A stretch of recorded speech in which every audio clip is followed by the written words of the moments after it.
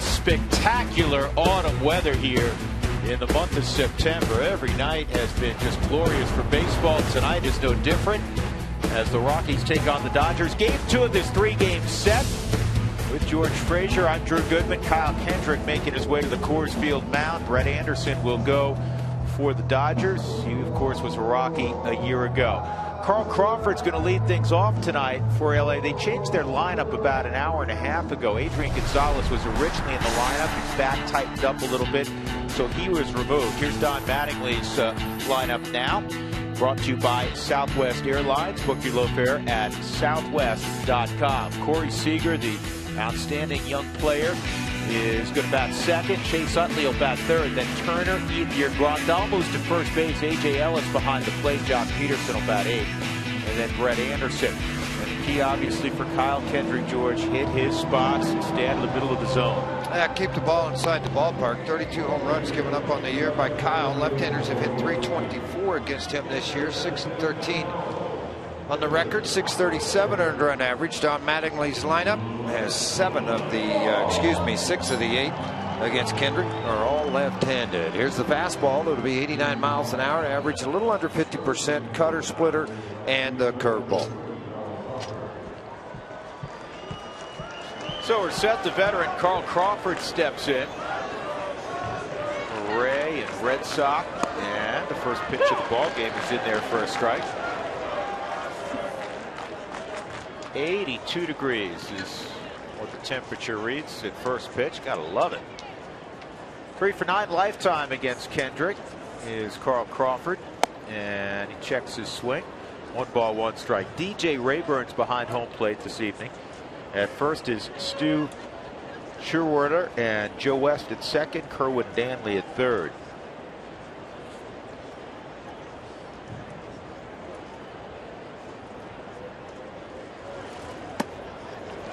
Tardy with the swing, and it's 1-2. Crawford 3 for 9 in his career versus Kyle Kendrick. No other damage than 3 singles.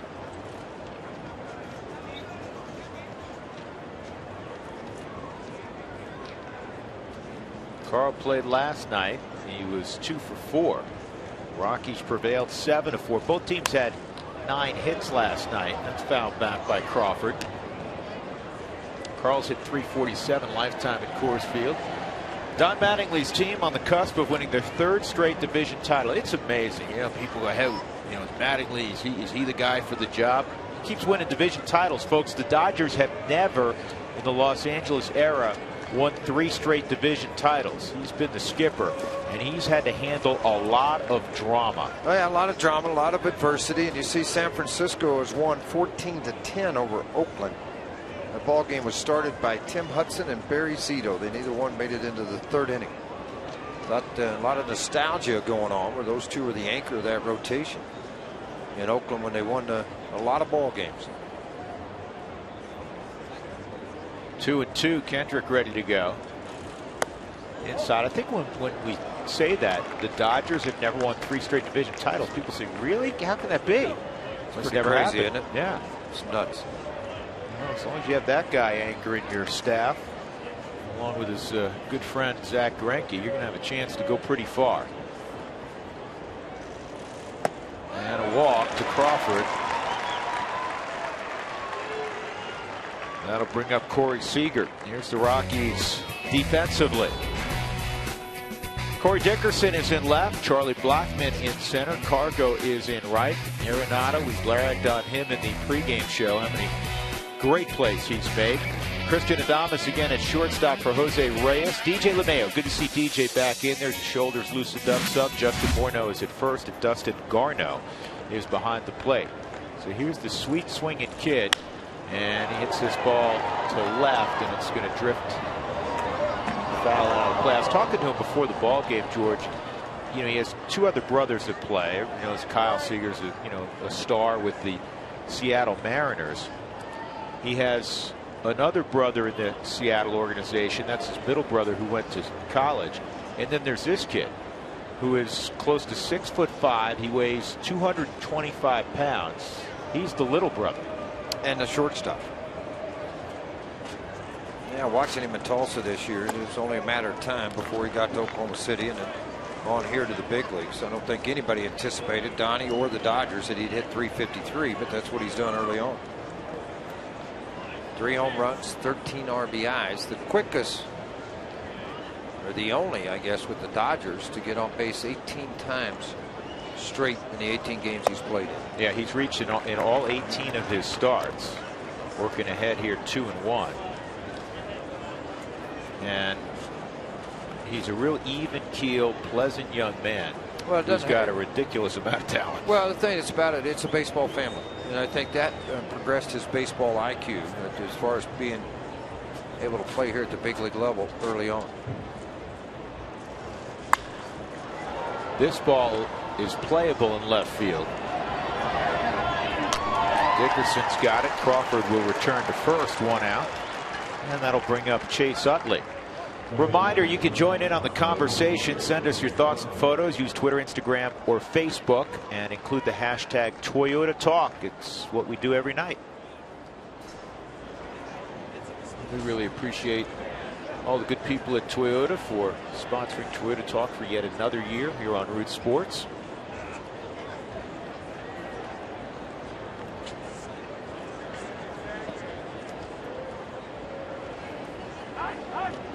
Well, Utley used to hitting in that 3 spot forever in Philadelphia.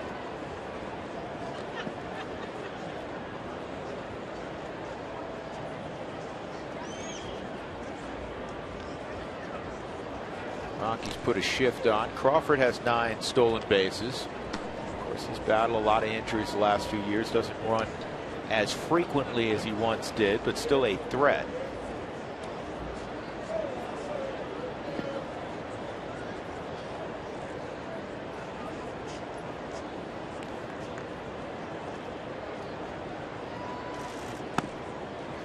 Kendrick misses with that delivery.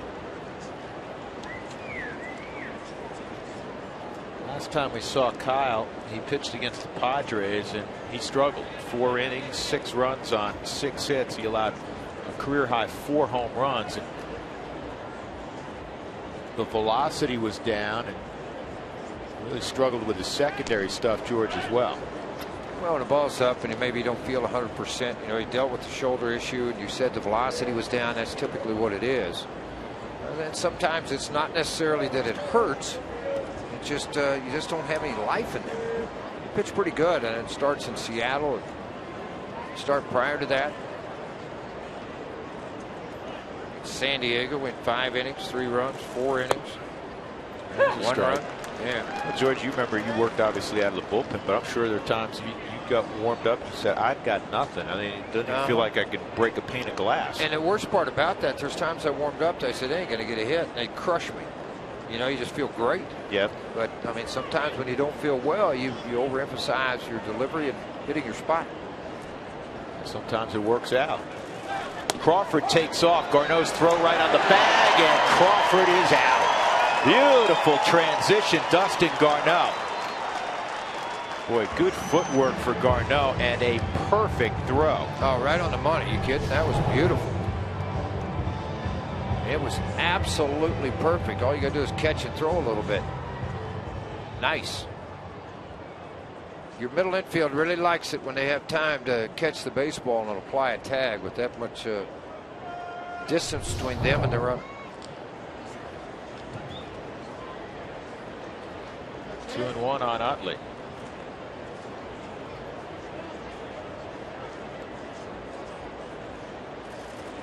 And this is a ground ball that is grabbed by Arenado. Cut it out! Are you kidding me? What a play by Nolan. He ended up in right field after he finished that pirouette. Mail him the Gold Glove right now. You could say that since May.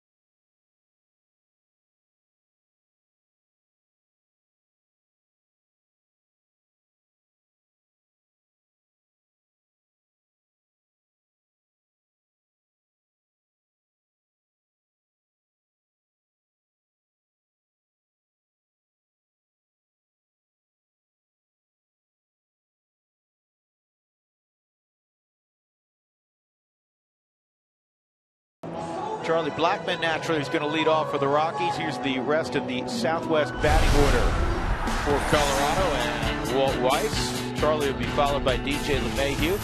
Sat out yesterday. Cargo hit a long home run in yesterday's ball game. Looks like he's starting to swing it again. Nolan Arenado, Corey Dickerson, big day yesterday as well. Justin Morneau, Christian Adames, Dustin Garneau, and Kyle Kendrick to face Brett Anderson, who will match his career best tonight with his 30th start. And the first pitch is in there for a strike. Not only 30th start, he's averaged nearly 6 innings per start. 168 2/3. Left-handers, right-handers, you see the numbers at 30th start. Think about this, he's making 30th starts this year. That he has made more than 19 starts since his rookie season. The last 3 years, as a matter of fact, he had made 30 games, only 19 starts. So a healthy Brett Anderson. And Don Mattingly told me before the ball game he's been everything they expected him to be. Well, last year for the Rockies, because of freak injuries, which is one of the stories, unfortunately, of Brett's career. George, he makes 8 appearances with the Rockies. He had a sub-3 ERA. I think some people forget about that. No, when he pitched, he pitched well. He did pitch well, and he can pitch well. Real smart baseball guy. And Charlie with a base hit to center field. So a good start for Blackmon and the Rockies.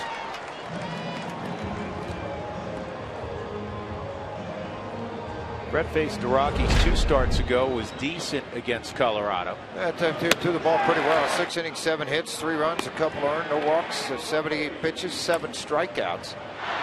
No different here. You're probably not going to see that big curveball as much as you would have seen it in LA. Coors Field, he's had 5 starts, 2-2, 284 earned run average. Last 8, he's 3-3, 6-4 out on the road with a 259 earned run average, 459 at Dodger Stadium. Explain that. DJ pushes the bunt, and it's right on the line. It's staying on the line, and it is a fair ball.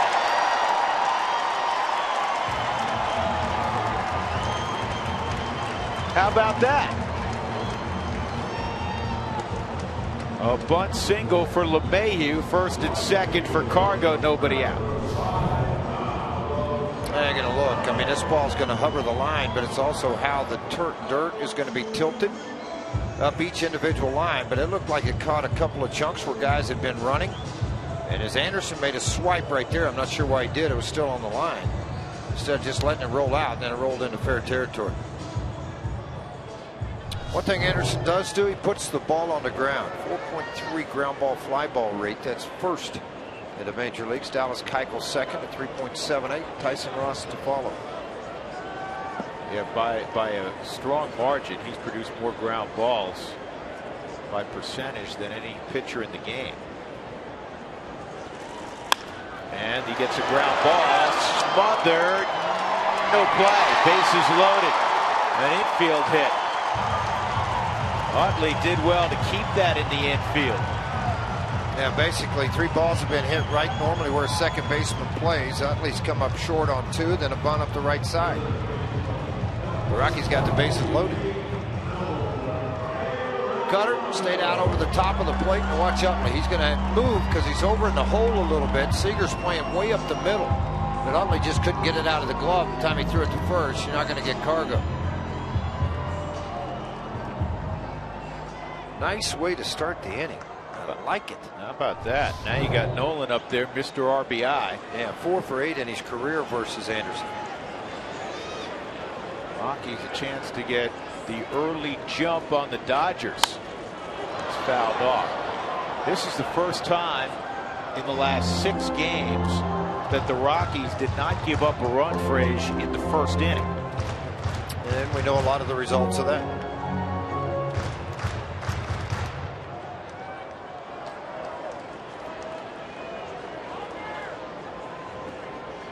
0-1 on Arenado. Go ahead and get number 40.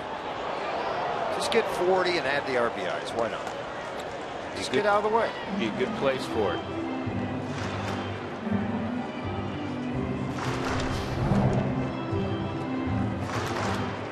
Yeah, just foul out of the reach of Justin Turner. By the way, Nolan's had 4 opportunities with the bases loaded this year and has come up with 2 RBIs, sacrifice flies, both done.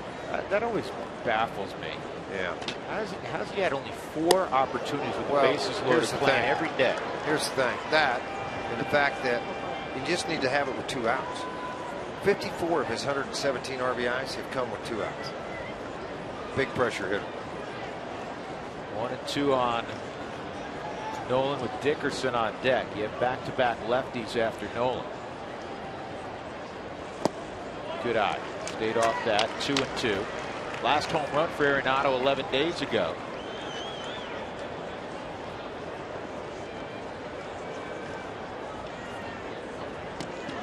And a guy that's got all the opportunities with the bases loaded. DJ LeMahieu, 12. 2-2. And Nolan drives it deep center field. Peterson going back, and it is gone. You asked for it, you got it. Grand slam for number 40 for Nolan Arenado.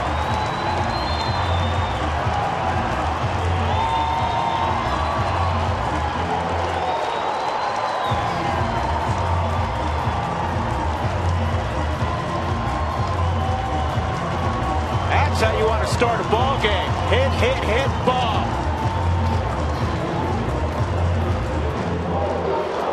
Well, you make the big defensive play and you come in and make the biggest offensive play. How about that, huh? That cutter didn't get in, stayed in the middle of the plate. Anderson thinks he's backing up home. He's going to be a spectator here just shortly. Yeah, I don't think Jock Peterson saw it initially. Well, that went where he couldn't catch it. It didn't. Oh. 40 home runs, 121 RBIs for Nolan Arenado. Now one more look at the swing of Nolan Arenado. Just stayed right on it where that head stays down continually. When he gets out a little bit is when the head starts to fly along with the front side. And Rocky's saying we're just going to crank it up again. Base hit for Corey Dickerson.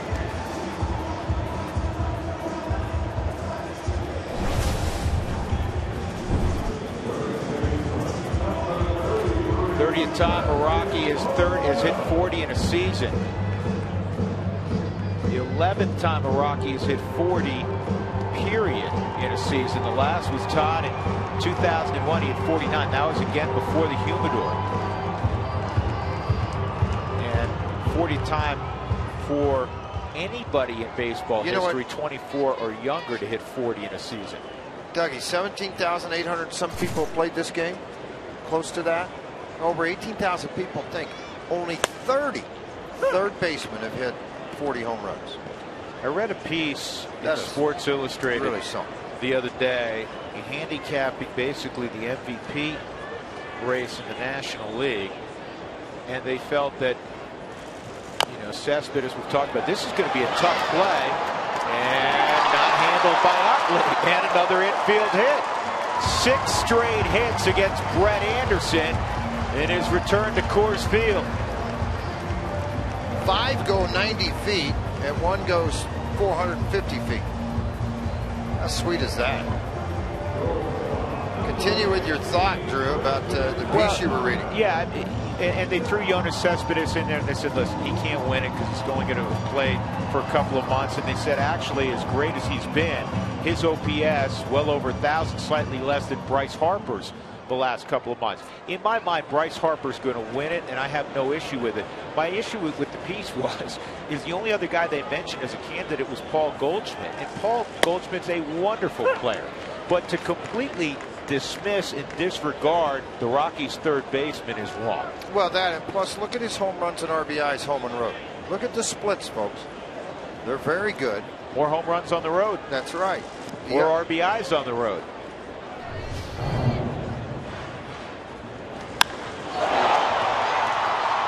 He was pretty sure he got it. Yeah, he's pretty sure he got it, and he was just thinking, I know I got 1, but if I get 4, how much fun is this going to be? That's exactly what it was. 17 pitches by Brett Anderson, make that 18. 6 hits, 4 runs.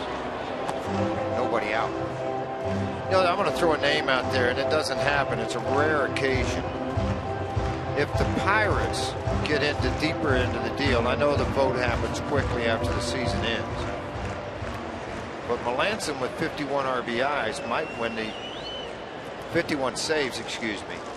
He might win the Cy Young. This is going to be interesting. Okay, they're able to get an out finally on the Baltimore chop by Adames, and they get Morneau. So there's one out, runners at first and third, and that'll bring up Garneau. Well, we haven't even had a chance yet to look at the Dodger defense. Here it is: Crawford, Peterson, Ethier. Turner's at third tonight. Corey Seager, Chase Utley up the middle. Yasmani Grandal played some first base with the Padres. Hasn't really played there with the Dodgers. A.J. Ellis, the veteran backstop. Again, Grandal in there for Adrian Gonzalez, back tightened up late this afternoon. We've had a chance to look at the defense. It's just been running around everywhere. They haven't got it to set it for you. They've been playing chase. You know, in fairness to Brett Anderson, he's made some good pitches. He's made good pitches. They've had some infield singles like that high chopper here, the one over the mound a minute ago that couldn't get handled. Perfect bunt up the line by DJ.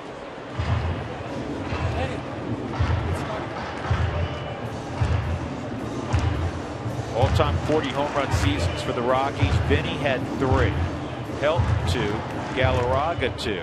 Walker, Bichette, and Burks each had 1, and now Nolan has joined that group.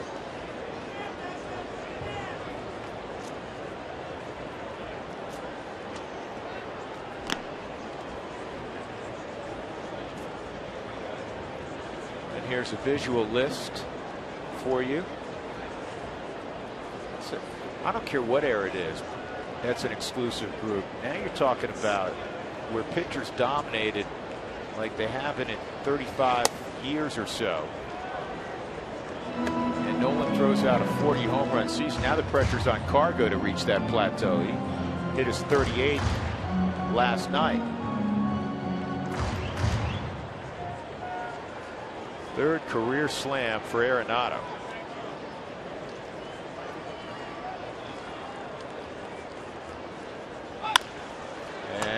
That's 1, and on the first, a double play.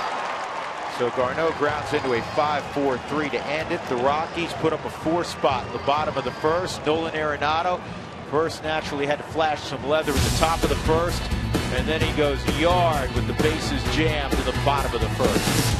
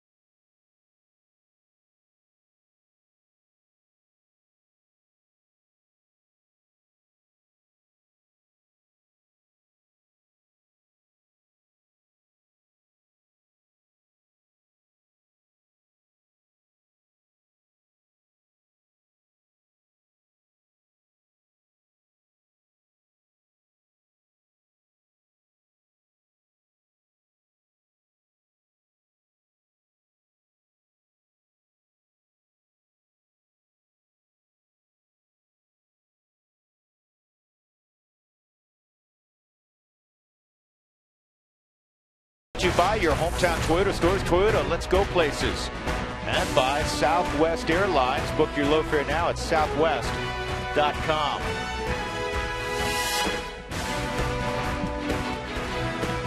Great start for the Rockies. A grand slam from that man, Nolan Arenado. And it was an historic one. His 40th home run of the year. Leading the National League with 121 RBIs. 4 runs on 6 hits in that first. So Kyle Kendrick, this nice little Olds to work with, and he'll take on Justin Turner here in the second. Andre Ethier, Yasmani Grandal after.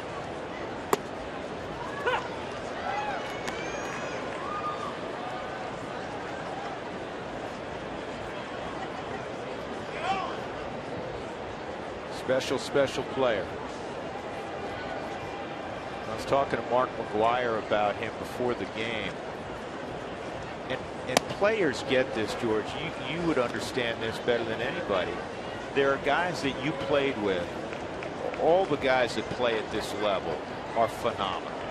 Phenomenal. The worst guy in the big leagues, my dad taught me 45 years ago, are great players. There are players that like to play, and then there are players that love to play. And Nolan Arenado loves to play. He does. I mean, you know, his energy level and his actions and all those things remind me of a former teammate, Kirby Puckett. Puck played that way in center. Yeah. Wow, where was that? You know, and I think back to your old teammate, the late great Kirby Puckett, from afar. He always had a smile on his face, and on the times face every day. Yeah, the times I met him doing games, he was the same way. Yes, great guy, great ambassador to the game, and dearly missed. You know, that's not what you want to do. Another walk. Kendrick walks Turner, leading off the second. He's already walked 2. We'll bring up Ethier.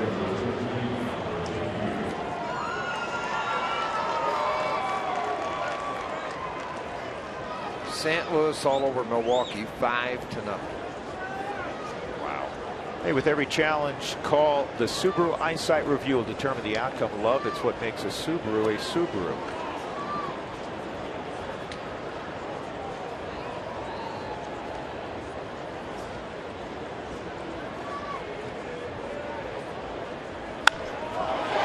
Ethier drives this one to deep right, and this one is long gone. And the Dodgers just cut the lead in half. And for Ethier, that is home run number 14. It's the 33rd home run allowed by Kyle Kendrick. And the record for most home runs allowed at Coors Field in a single season, Estacio 22, Bohannon 22. Those are both in 1999. Kendrick with 21 here in 15. Estacio's done it a bunch.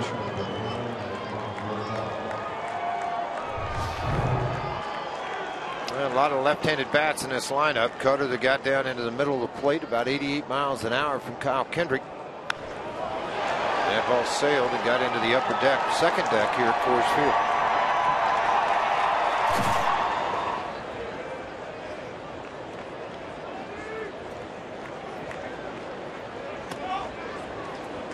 Yasmani Grandal takes a slider down low, 1-0. George, you were talking about the Cardinals being up 5-0. That's the good news for St. Louis. They were dealt some bad news earlier in the day when they learned that Carlos Martinez, because of a shoulder strain, he had to leave a ball game first inning yesterday. He's going to be out for a month or 2, and so his season is done. The flame-throwing right-hander will not pitch again until next year. He's one of their big 3.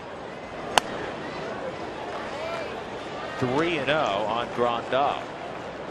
Jared Parker, how about this? 3 home runs. I think one of them was grand slam. Where did the Giants find him? That's what I was wondering.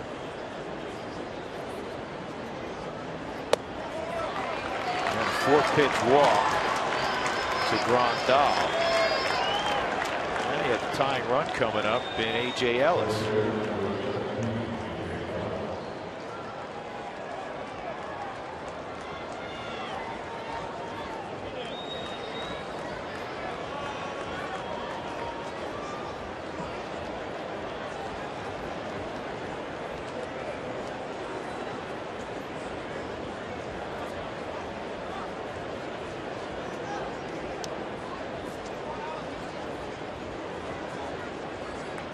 Foster comes out.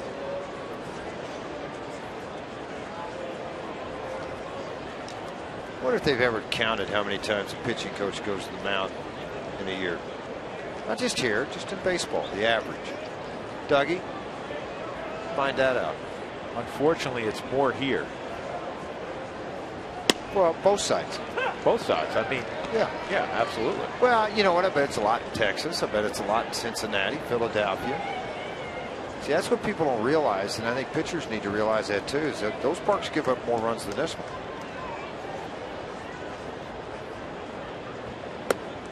Yeah, there are other good hitting parks, certainly. And then there are places, well, for instance, you're not going to come out if you're Rick Honeycutt. You almost never come out when Kershaw or Greinke on the mound. Even if on the rare occasion they get in a little bit of a pickle, they're not coming out. What I mean, I'm not saying coming out of the game. I'm saying Rick Honeycutt, there's a strikeout. Rick Honeycutt's not going to go out very rarely and say, hey, listen, you know, slow the game down here. Those guys know what they're doing. They don't want the intrusion. Right. They don't. The aces normally don't. They usually start pointing the finger at you. I remember right here one day, Estacio threw 164 pitches, beat the Dodgers 9-6 and went 9 innings. Jim Leyland popped out of the dugout and he got to the grass. And Pete started yelling at him to go back to the dugout. I got this. Because it was like 9-2 or something, 9-3 at the start of the 9th inning. He finished it. 0-1 on Jock Peterson. You and I have had this conversation a lot over the years, and we get to see Petey, Pedro Estacio, because he's with the club a fair amount. Has there been a tougher pitcher than Pedro Estacio for the Rockies? No. I mean, there's a lot of guys that have pitched here that have had success, but for over a period of time, like Petey was, 9 complete games in a season. Think about that. Before Humidor. Yeah, before Humidor, 9 complete games. He's a pretty special guy. Tough-minded, and he just blocked everything out. It's all right. If I give up 5 or 6, I don't care. I'll beat you anyway. That's right. And that's really, for me, the mindset I think that pitchers have to have here in this ballpark. I give up 5, I'm still going to win. This offense is crazy. You got defense behind you too. Tonight may be one of those nights. Inside 1 and 2.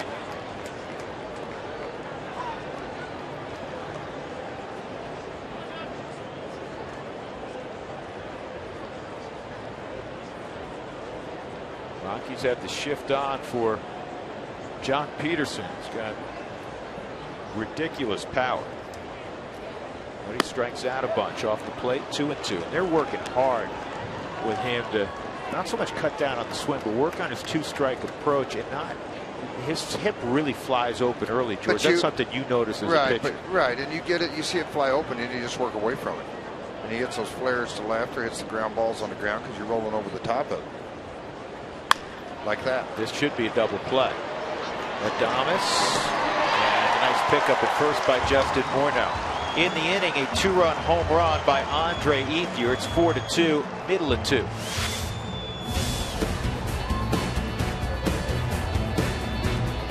Nice.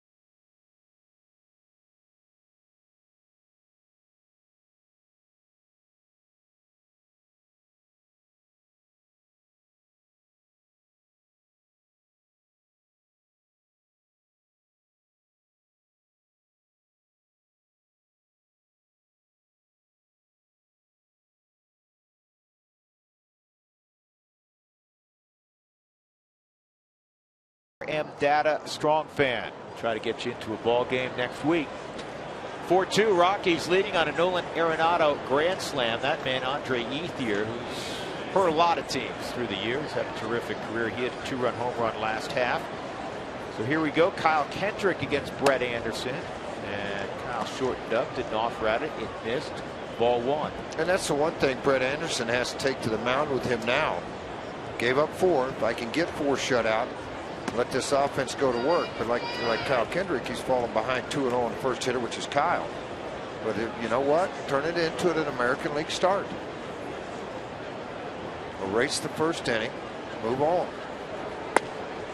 Kendrick taking the whole way. Naturally, it's 2-1.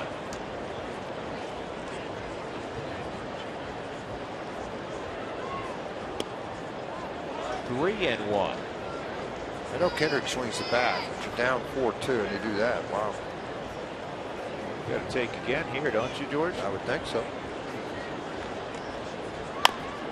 Or not. Well, here's it. Oh, Utley's got another tough play, and he makes it for a step. Brett Anderson went down pretty hard. Yeah, Brett's not known for his defensive abilities as far as getting off of the mound and doing things. He's an average fielder. Just see him jump up for this baseball. He's thinking, man, I let a lot of those go in the first inning. It didn't work out too well for me. I'll try to get this one. Just out of his reach.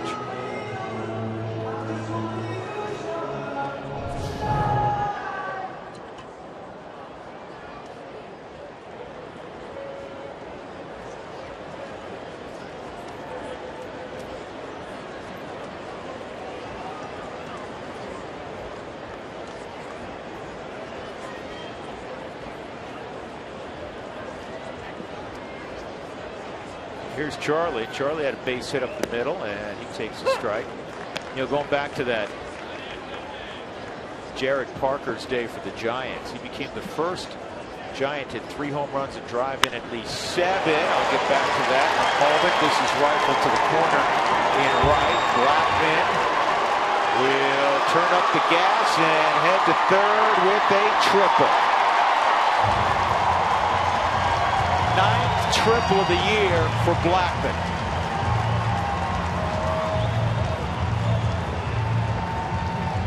Give up 2. Now you got a chance to get one back really quick after Charlie took the cutter down in the zone. See Anderson's reaction. He just kind of drops the head, takes off. As Charlie dropped the head of the bat on it, drove it into the right field corner. Ethier gave chase to the baseball. And when it ricocheted off of that wall, Charlie, one little glance, picked up Stu and headed to third base. They're the triple leaders in the National League. We'll see David Peralta, and this is going to get him home. DJ throws one out to the center field, and the Rockies get a run back. It's 5-2. They lead for LeMahieu, his 57th RBI. It's good to see for DJ for a couple of reasons. One, the obvious one, driving in a run. But DJ slumped a little bit lately. His average had slipped to 302. Now he's 2 for 2 today, moving that average back up. Right, exactly. And that's DJ LeMahieu. Obviously, had been hurting that he missed a couple of ball games, and now able to come back and be able to complete this and complete it with an RBI. Don Mattingly told me, could you not let the second baseman at least skip another day? And I said, man, what a big dude. He said, I met him at the All-Star game. I was like, holy cow. He's playing second base. Well, you should have told him that. Okay. We'll sit out our 6'4" second baseman. You sit out your 6'5" shortstop. Yeah. Yeah. Exactly. Here's Cargo. And the catch is part of the zone. 0-1. Cargo had an infield hit his first time up. Good day yesterday for Carlos. Single, walk, home run. 2 for 3. Scored 3 runs. 91 ribbies. So I was saying that the kid Parker becomes the first Giant to hit 3 home runs, driving 7 in a game in 54 years. The last guy, I think you heard of him, Willie Mays for the Giants. Holy cow. By the way, that Zito Hudson matchup didn't really. Yeah, we talked a little bit about that early on. It didn't work out so well. Neither pitcher made it to the third inning. I think Zito gave up 4 runs in 2 innings, and Hudson 3 inning plus. Kind of throwback night, throwback day. Zito's first pitch was 85. Hudson's first pitch was 87. This is going to be 2.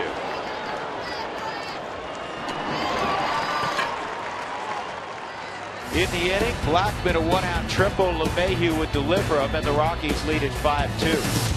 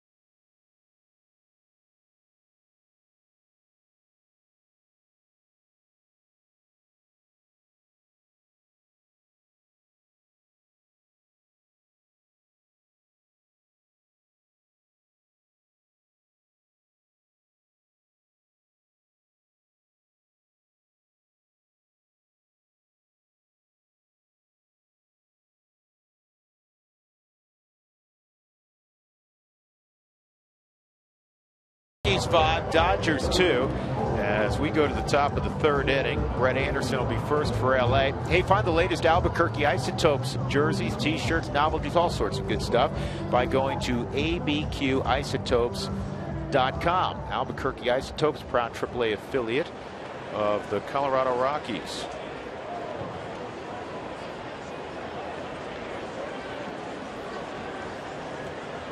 Drew Goodman, George Frazier. Glad you're with us tonight on Root Sports. 5-2 Colorado. Tell you what, I had Dougie look something up before the ball game. I am shocked by this. I really am. How many complete games do you think there was thrown at the minor league level this year, Drew? Throughout the low A all the way up. Rookie ball all the way to AAA. Hold on. Wow. I mean, that's a lot of games. I'll say 47. 350. Really? And that surprises me with pitch counts on young players. 157 in A-ball. That shocks me. 93 in AA and 83 in AAA. Shocks me. How many complete games in the major leagues this year? Oh, man. I'll say 41. 99. Look at the disparity in that. Isn't that something? Yeah. Anderson strikes out. Now, speaking of the Isotopes, John Traub, their outstanding general manager, was in town the last couple of days. Visited with John yesterday, in fact. So here's Carl Crawford with 1 out. Second strikeout for Kendrick. Crawford walked leading off the game. He was erased trying to steal. Great transition by Dustin Garneau. We had him at 1.86, that pop time, getting him. Second, this is line to left field. 2 outs. Who wants tacos when the Rockies score 7 or more, as they did last night? Go to participating Colorado Taco Bell locations the next day between 4 and 6 and get your Rockies taco special. Liv Moss at Taco Bell. The reason I looked at it, I was in a discussion with Pat Corrales, my former manager, now works at the Dodgers as a special assistant in baseball and travels with the team, and he and I and Donnie were having a conversation in the locker room today. I said, how many minor league complete games you think there was? And both of them instantly 20, 25, because there's so much protection. Now some of those might have been 7-inning doubleheader games too in the minor leagues. Still, it's a lot. I read a piece. I haven't completed it. It's a extremely well done piece by a great writer, Tom Verducci, in Sports Illustrated on Dwight Gooden. And that first season, George, when he went 24-4 and had a 1.53 ERA, which was the lowest since Bob Gibson in '68, when the mound was still high in Seattle. And Dwight Gooden, in his last 25 starts, didn't lose, and I don't think he gave up more than 2 runs. And he threw he was throwing basically a complete average game every time out. Yeah, it's crazy. But it's a different era. Nobody goes 9. 5-2 Rockies.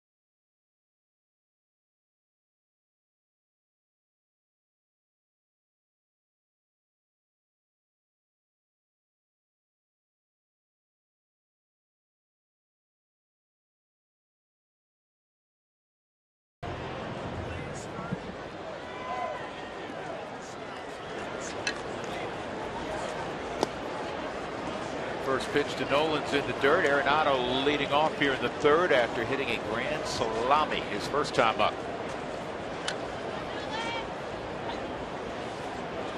Rockies have out hit the Dodgers 8-1. Time for our Coors Light cold hard facts. Most ribbies in a single season by Rockies third baseman. Well, Vinny twice. Crazy. Had crazy numbers, 144 in '98 and 131 in his return to the Rockies in '04. Nolan with 121, leading the league by 16 over Paul Goldschmidt. People forget too, Jeff Cirella, what a great year he had. 54 doubles. Watch out. Jay Sutton, man. It's like, all right, hit it at somebody else. Yeah, hey guys, I've had all the fun. All right, stop. Well, these are the hardest to read. It's a one-hop line drive right at him, and you know it's coming hard. Infielders will tell you this Coors Field infield is very quick, and that ball get right on him. One hop, and it's like, oh boy. Able to put the leather and get the out. Dickerson a sharp single to center his first time up.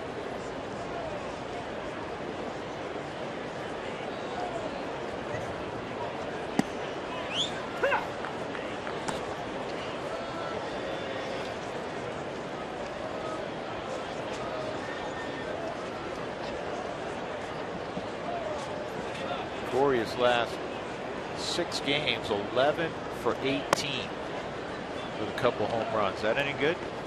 Pretty good.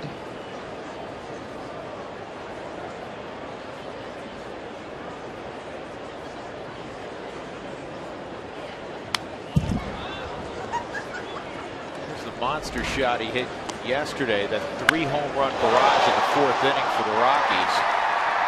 First it was Blackmon, then it was Cargo, then it was Corey. And each one kept getting farther. Fun day at the yard yesterday. Watch that come on. Like a sinker that was low. 2-2. Brett Anderson, a good follow on Twitter. I know you follow him, George. Do I? Yeah. This is a base hit the other way. Dickerson will take that hard turn. Crawford is not going to have a play as he struggled to pick it up. And it's a double for Corey Dickerson. So important to go hard out of the box. I think he probably had a double either way. I think he's going to beat it there. Tried to run the fastball inside. Corey able to fight this off beyond Turner, who had shaded over there, playing him to pull. And Crawford bobbled, but I really don't think Dickerson probably is going to have a play there, and it's going to be a double all the way. I mean, you can see he just kind of able to jog into second base.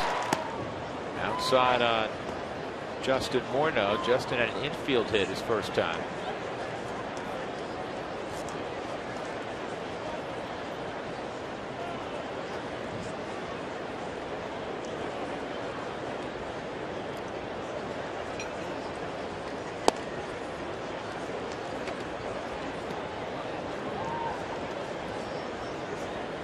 Second year with the Rockies, won a batting title last year. And Morneau hits this with authority to left. Crawford can't get it. Off the wall. Dickerson's got to hurry, though. He had to wait. He'll score on a double by Morneau. Back-to-back doubles, and the Rockies lead it 6-2. RBI number 12 for Morneau. Now, Crawford was playing awfully shallow for Morneau, and I'm not sure why, but he was not able to get back and catch the flight of this baseball. Corey, when I saw the ball hit to left field, you want to see where Crawford, how they set up defensively on this. Corey's going to go about 3/4 of the way. He can get back to second, or he can go score. And it worked out pretty easy for him. Crawford snapped go over, so that allowed Corey to coast into home plate. Christian Adames, time's called. Justin was lamenting that, you know, he feels really good. He's happy with what he's been able to do, and they're going to walk Adames. Just set up the double play. That's all this is. Yep, they got Garneau last time to hit into a 5-4-3, but Morneau was talking, George, about, you know, he feels really good at the plate. He's thrown out a lot of hits since his return. He's fielded very well. He's had to dive, and, you know, everything's checked out okay. He said, I wish I'd, you know, had a few more extra base hits. Well, he drove that with authority to left. He did. He's had a couple out there where they've been caught, but they've been at the warning tracker against the wall. That was hit more on the line.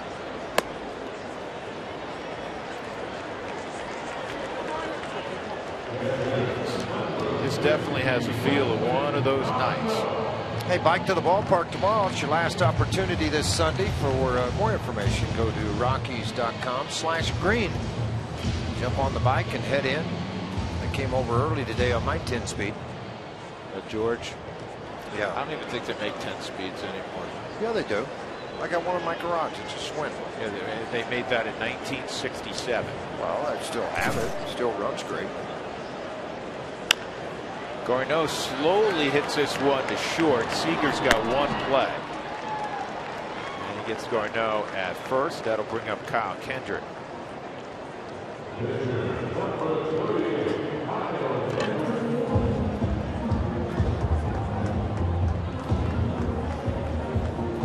The day after every Rockies victory, get 50% off your online order at Papa John's. That would apply today. Promo code ROXWIN, ROXWIN, papajohns.com.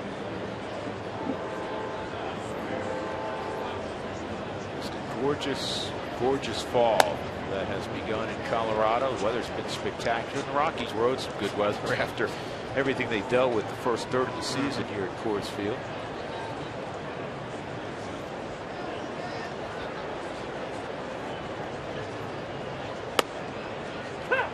One ball, one strike on Kendrick. Decade in the big leagues, hit his first career home run a couple weeks ago. Gets the Padres.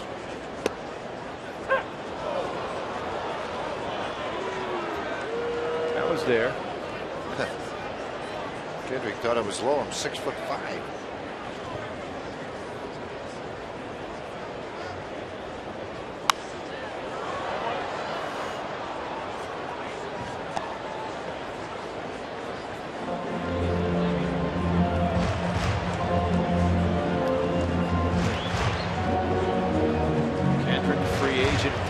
season.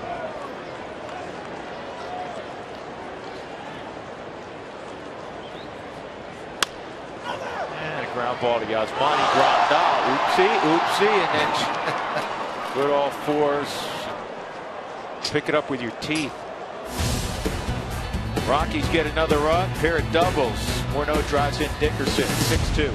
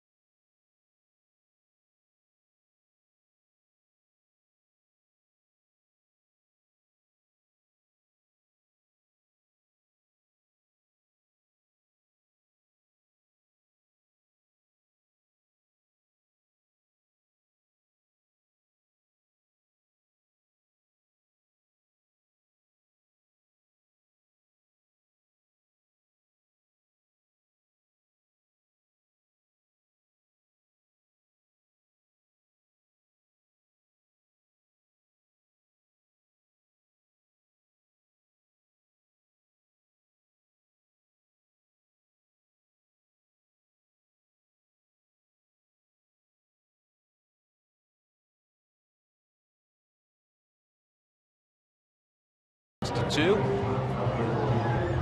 Love it. Still short sleeve weather here in late September. Drew Goodman, a partner George Frazier, Kyle Kendrick, and the Rockies ahead as we go to the fourth, 6-2. And for the Dodgers, they'll have Chase Utley, Justin Turner, and Andre Ethier. You know, you're retiring, bud, and yeah, what I want to do for you, one of the many gifts we have bestowed upon you, some for public consumption yesterday, and some at our little party the other night. Yes, sir. Dougie and I have vowed to send you 3 times a year, because we're at Dodger Stadium 3 times a year, 3 times a year, a package of Dodger dogs already made up with mayonnaise on them to your house in Tulsa. Well, yeah, exactly. I kind of welcome that, actually. You were expecting it. Yeah, to well, be honest. to be honest, yeah, I was. Yeah. Dougie, are you okay being in charge of that? I can heat them up, trust me. They travel well, you kidding me? Send them overnight. Come on, Dougie. Let Goodman pay for it. I'll pay for it. Dougie will package them up. See, now you popped off. Everybody's going to call and ask me, hey, did you get your dogs? You got your Dodger dogs yet? I saw they were out there.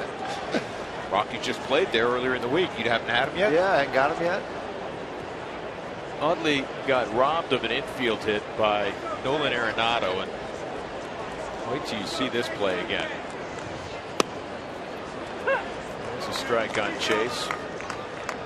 Rockies have out-hit the Dodgers in this game. Is strange, 10-1. It was a 2-run home run by Andre Ethier.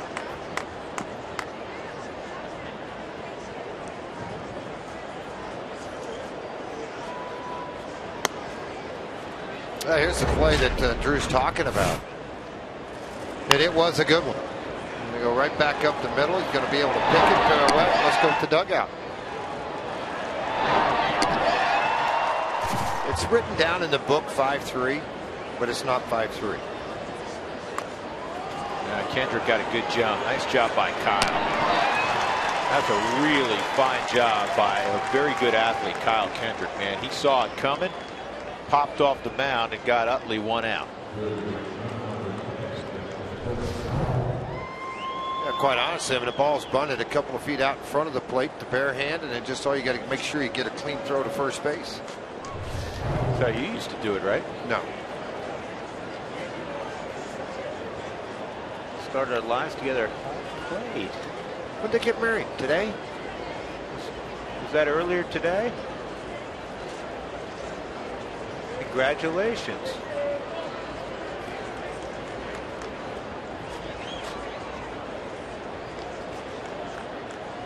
that was this morning.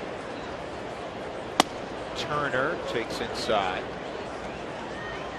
Justin walked and scored in the second when Ethier went deep, second deck to right.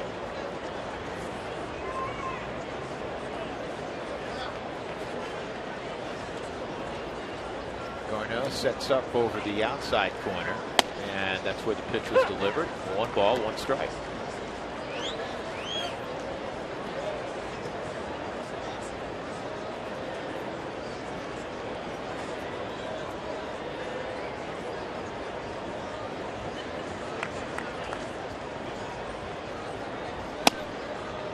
Rise a little bit high. Anything above the belt, I know they used to say, yeah, from the kneecaps to the legs. Stop. That doesn't happen. It's from the bottom of the kneecaps to the belt. That's the strike zone. Yeah, well, the belt doesn't get called very often.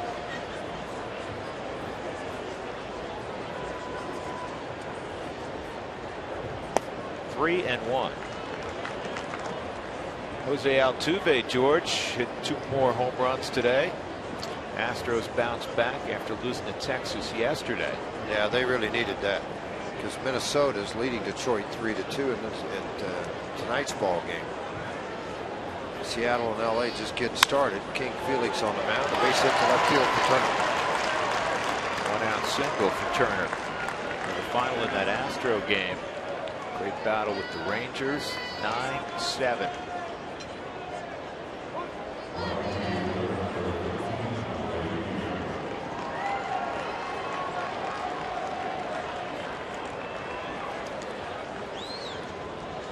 Georgie, it's the battle on Blake, DU and CC, and they've been playing forever. One of the great rivalries in collegiate hockey, and it's a precursor to a great weekend. February 20th, the battle on Blake, and then you're going to have the alumni game, if you will, between the Avs and the Red Wings, and also then the current Avs and the current Red Wings getting together. It's going to be a blast. Well, it should be a lot of fun. Did you get a press pass yet? I'm getting my tickets ordered. Taking my number 2 son, Zach. He is fired up. He's a huge Avs fan. See that DUCC game also. Here's the 1-0. Swung on and missed. 1-1 on Ethier. Ethier got a curved fastball in the middle of the plate down. And hit the ball out of the ballpark into the second deck to put 2 runs on the board for the Dodgers back in the second inning. See if Kyle can get ground ball here. 3 on the right side for Ethier.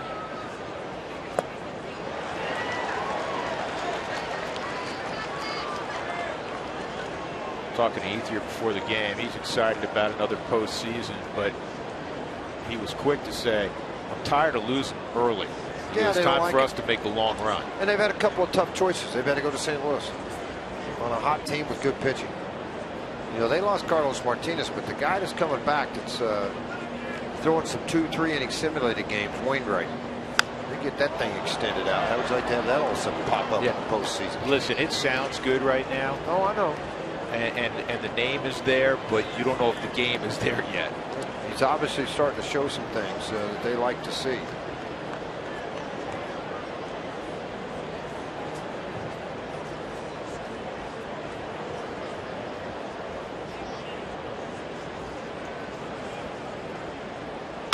And this is right to first, and he did not step on the bag, and the return throw is in time. So it's a 3-6-3 double play. Rockies have been asked to hang out. Mattingly wanted to see or hear from his video crew, and now he just said, you know what? Already heard. He's out. Look at Justin. He turns around, fires right over the shoulder at Turner, and then Adames got a lot on the return throw and beat him by a smidgen. So Ethier does ground into the double play, and we're in the middle of the 4th with the Rockies up 6-2.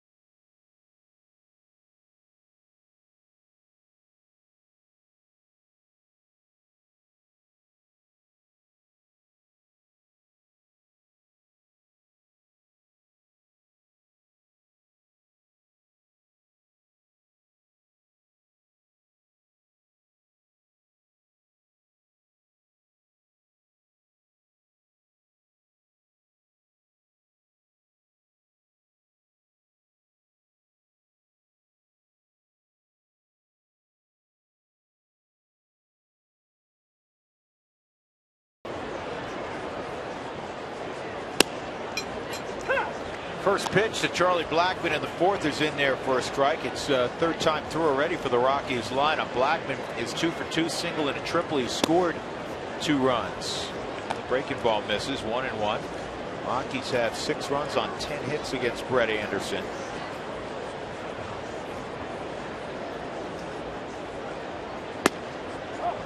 Two and 1. Rockies have 2 infield hits and a bunt single among their 10 hits. The big blow, a grand slam in the first from Nolan Arenado.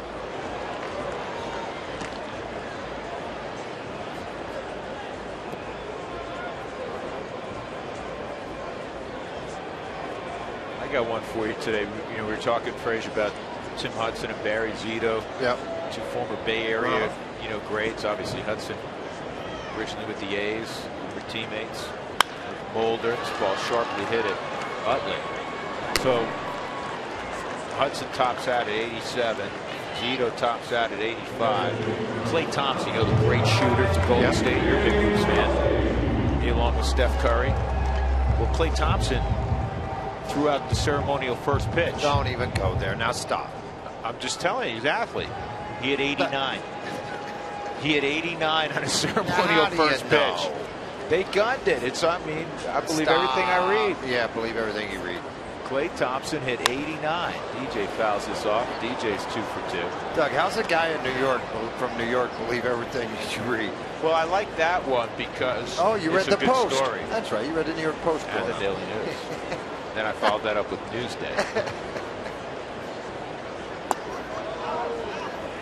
1-1. Doug, look it up. See if you can find that Klay Thompson hit 89 on the ceremony. That's got to be the hardest ceremonial first pitch ever. You said you just looked it up and saw it, so now you're having Doug look it up. If Doug looks it up, then you'll agree. We need Doug to validate it.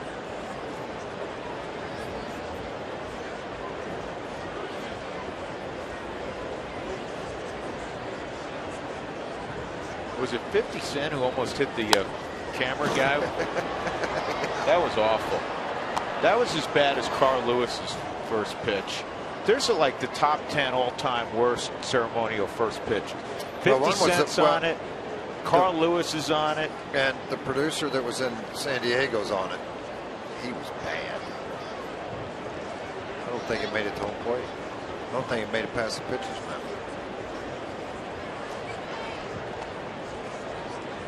Satursky with the San Diego Padres. They let him throw out the first ball when he was retiring it. It didn't get very far. Some other ones. 3-2. Up, ball, strike 3 on DJ. That's what we should do on one of the Fan Fridays. Put together the all-time worst ceremonial first pitches.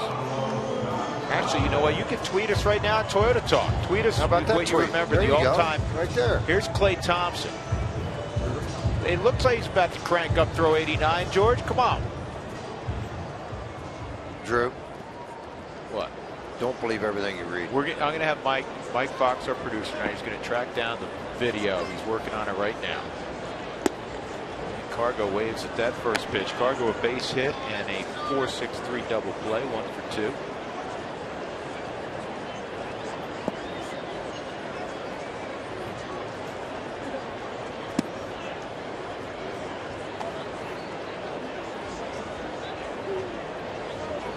In his last start, he beat Cargo. He surprised him into a bunch of 2-seamers down and in.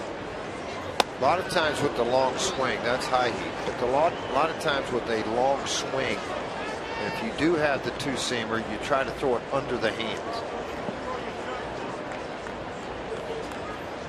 Cargo's behind 1-2. Slider, strike 1, swing. Fastball away, take. Fastball elevated. Comeback. It's a strong inning for Brett Anderson. We're through 4. The Rockies hold a 6-2 lead on the Dodgers.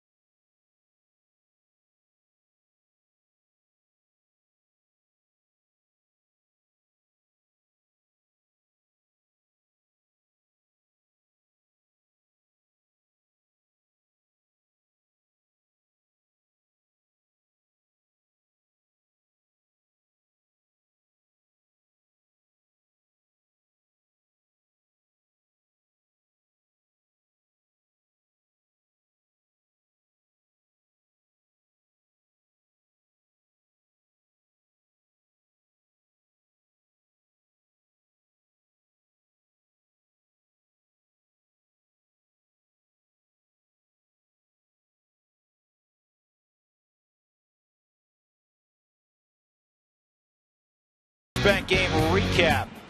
A lot of runs early. Nolan Arenado in the first inning after 3 singles hit a bomb to center.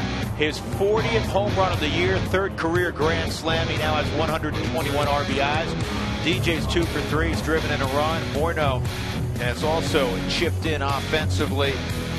Justin is 2 for 2 with a single and a double. And Kyle Kendrick is doing okay so far with a 6-2 lead. He's allowed just 2 hits.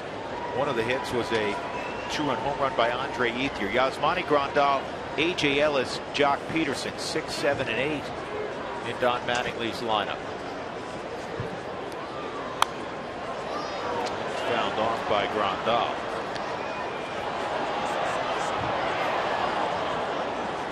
So a little bit more on Klay Thompson, George, throwing 99 today in the ceremonial first pitch. Story's growing, 89.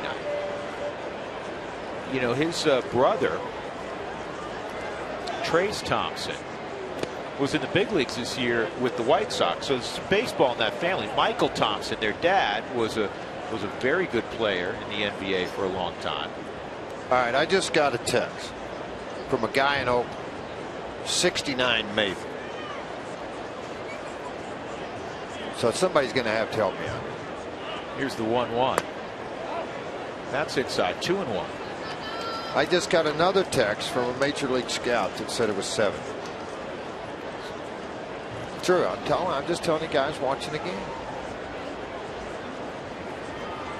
Well, Kenny Miller, our executive producer, said he just watched it. 69 maybe, according to Kenny. Kenny have a radar gun at home. Deep center field. Yeah, well, they had one in Oakland. He just calls it.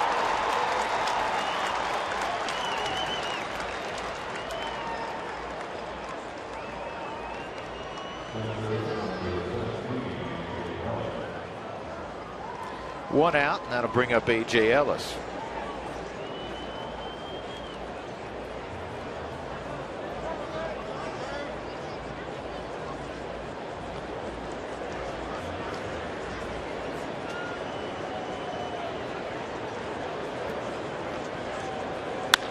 This ball's drilled to left center field. Long run for Dickerson. This is normally Triple's alley, but A.J. doesn't generally have that in his repertoire. He'll shut it down at second with a 1-out double.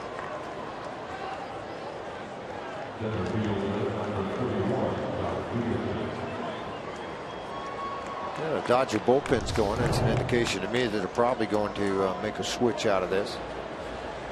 And a ball hit out into left center field. You're right. Triple's alley typically got a ball up out over the top of the plate. And A.J. made it pay for it. Follow the Rockies on MLB.com. At Bat, the #1 app for live Rockies baseball. At Bat is up to the minute with in-game highlights, live look-ins, replay reviews, radio broadcasts, StatCast, and more. Get MLB.com at Bat now.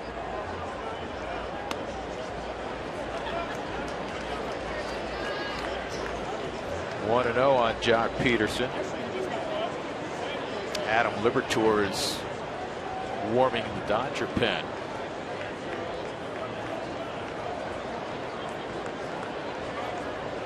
Brett Anderson for the moment's on deck, and this is popped up. Brett Anderson looking back at the dugout, wait to see if he gets to keep playing. He does not. He's called back, wants to break the bat on top of his head right now.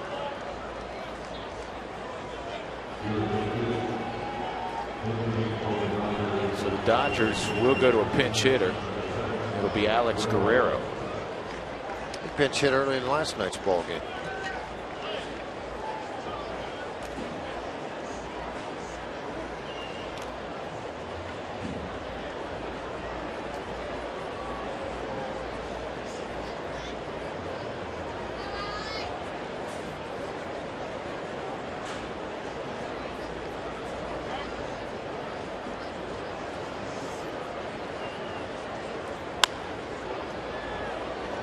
Hard foul ball, 0-1.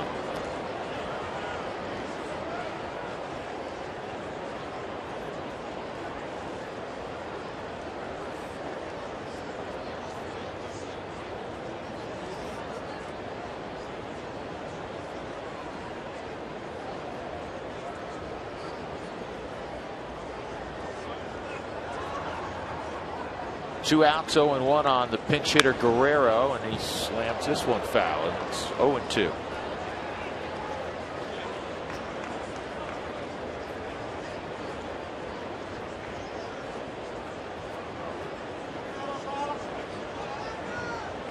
New York Mets clinched the NL East earlier today, a 10-2 defeat of the Cincinnati Reds at Great American Ballpark. So they're now a half game up on the Dodgers in the battle for who would have home field advantage in that opening series. This is looped out to center field, and DJ can't make the circus catch. That's what it would have had to be, too. And it'll be a base hit for Guerrero and a run for the Dodgers, 6-3. Well, what a great effort by DJ. The ball not hit hard at all.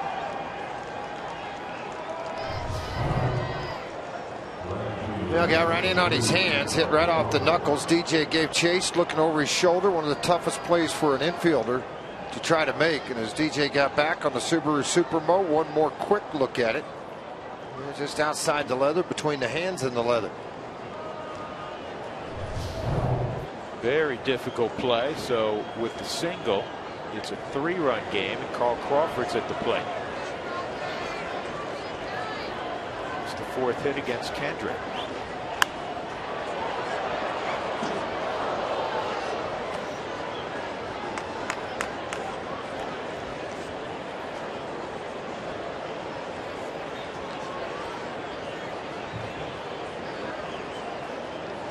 Yeah, Brett not happy to give up 6 runs on 10 hits against the Rockies.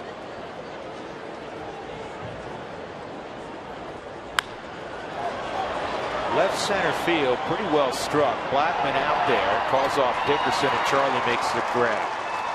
In the inning, there was a double and a base hit by Alex Guerrero off the bench at 6-3.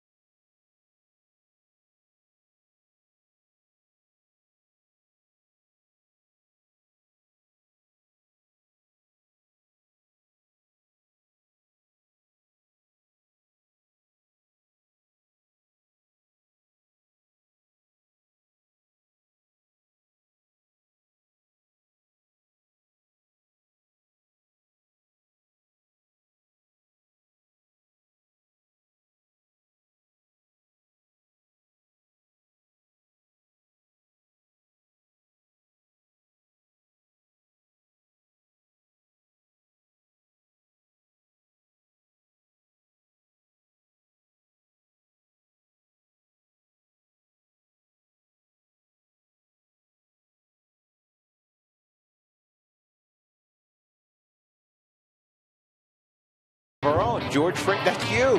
Who? And his upcoming retirement. Spilly sits down with Justin Morneau, and we take a look back at some of the best plays and highlights of the week. All this and much, much more tomorrow after the game on Rockies Weekly. I'm going to have to watch that.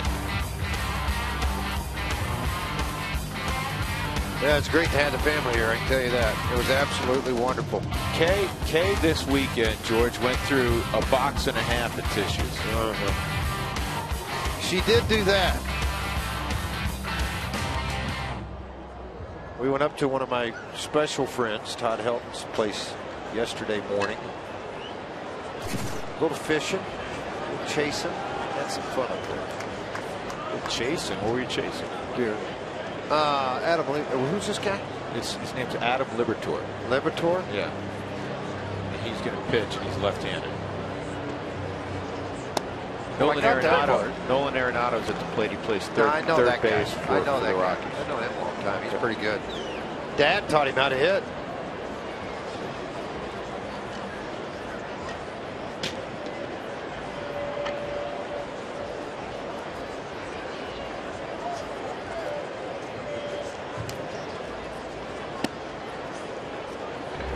Hey, Jerry, you want to help you out a little bit? First inning, he hit a grand slam. That was his 40th home run and 121 RBIs. You bet.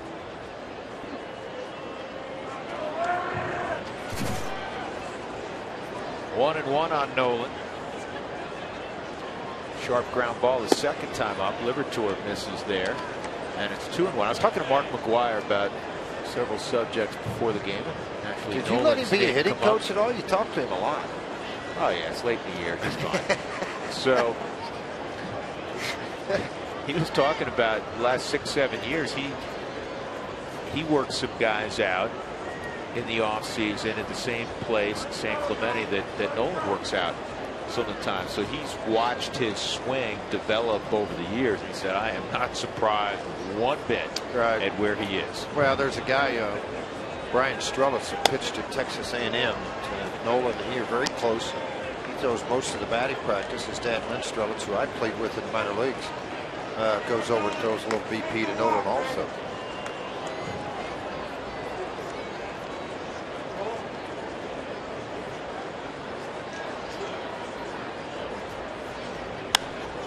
Just missed it. He got the barrel on it, but it's a high towering fly ball to Peterson. One out. And that'll bring up Corey Dickerson. Corey is 2 for 2, single and a double. Last night he had a single, a double, and a home run.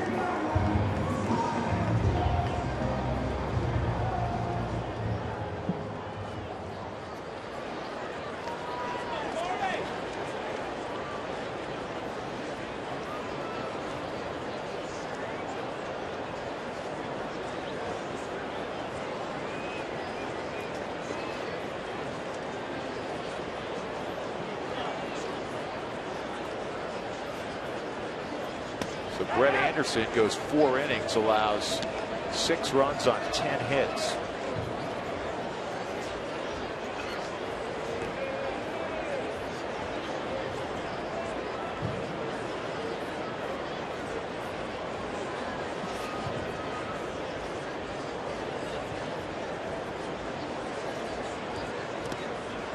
One and one.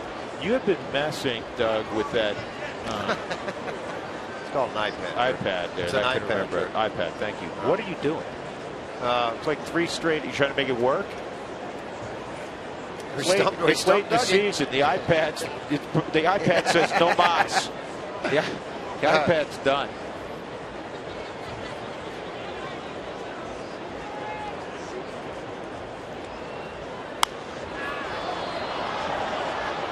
So did your phone blow up today for Stump Dougie? Did? Why are you asking him questions when he doesn't have a microphone? He's more entertaining when he doesn't have a microphone. He does that all the time. People come in the booth. Hey, how you doing? Good to see you.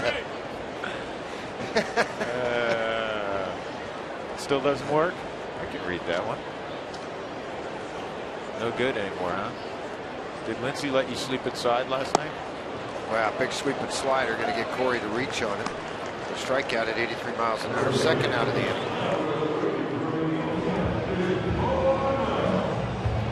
2 outs, nobody on, and the first baseman Justin Morneau to the plate.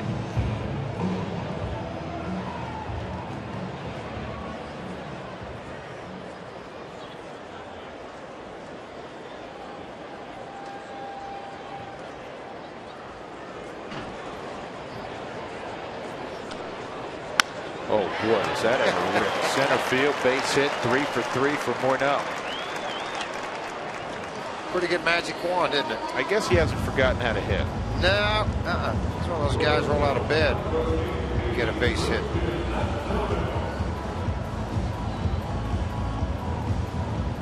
That'll bring up Christian Adames. Christian reached on a fielder's choice, was intentionally walked in the 3rd inning.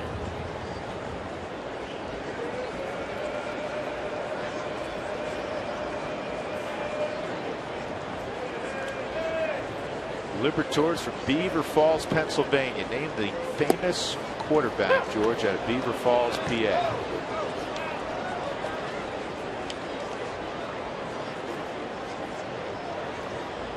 Just a minute here. Broadway. Doug's Joe helping Namath. you out again. Yeah, it'd be Broadway Joe. He's out of Beaver Falls. Ground ball to third. And that'll end the inning. Rockies lead at 6-3 as we head off to the 6th inning.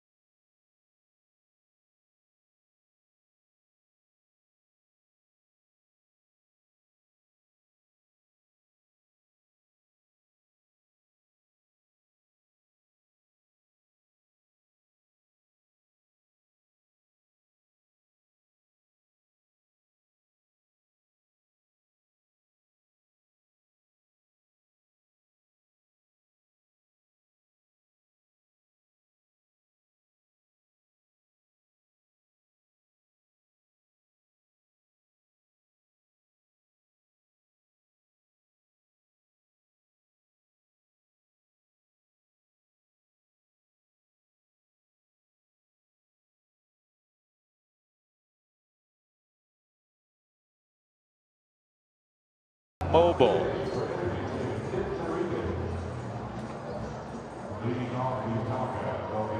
She wishes her mom was a Giant fan. Her mom has a right. She's a Rockies fan. We go to the 6th inning. Corey Seager, Chase Utley, and Justin Turner. 2, 3, and 4 against Kyle Kendrick. And the Rockies up by 3 runs. And Seager hits this ball well left center field, and that is going to kiss off the top of the wall on one hop. Seager's going to have a triple. Man, oh man, can that kid play? 19 starts. He's reached in all 19 games. The game should not be this easy. As Ron Renicky greets him at third.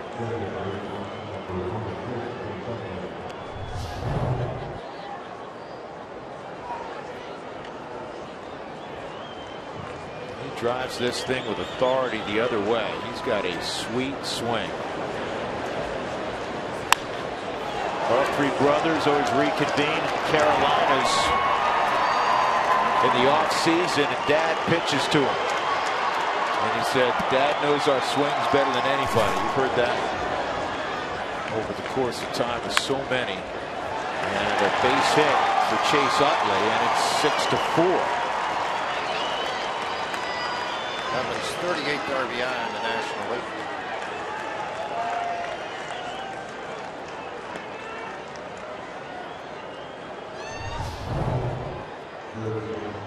Yeah, you can see how they're playing it wide open on the left side at shortstop. He just inside outs the baseball. Steve Foster's quick timeout. They're trying to get the Rockies bullpen going. Brooks Brown is the number that's been called.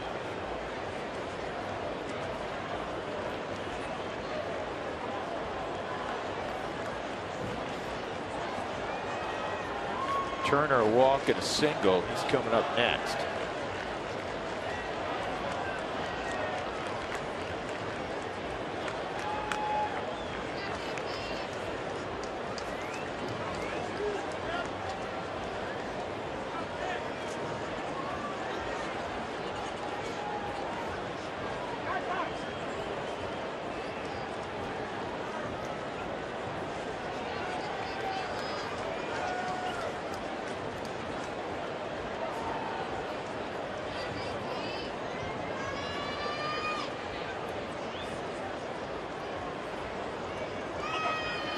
Turner swings and misses. It's 0-1.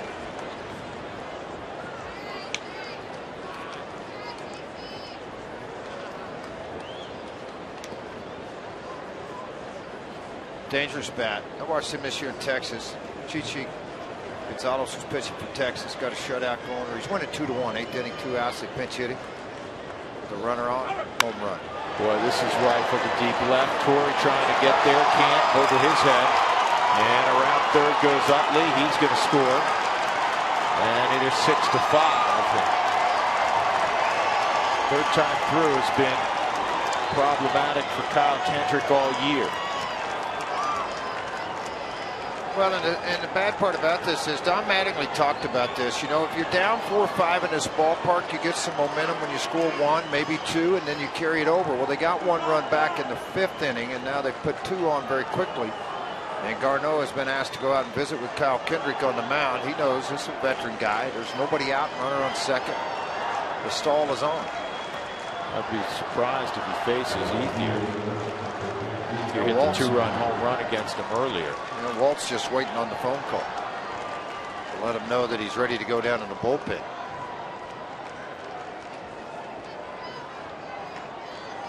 Three batters, about 6 pitches, 2 runs, and a guy in scoring position. They must not be ready, so here we go. Tying run at second.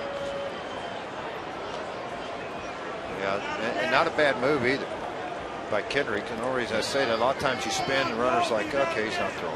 Right. Take kind of a couple of quick soft steps, you fire a bullet, you might get him. And actually, you know what, he contributed. He probably by design. But all right, they need a little more time. I'll pick to second, and here comes Walt. I'm not sure he was doing that to buy time. I think he's trying to get an out, and hopefully thinking about trying to stay in that ball game. So it's tightened up considerably.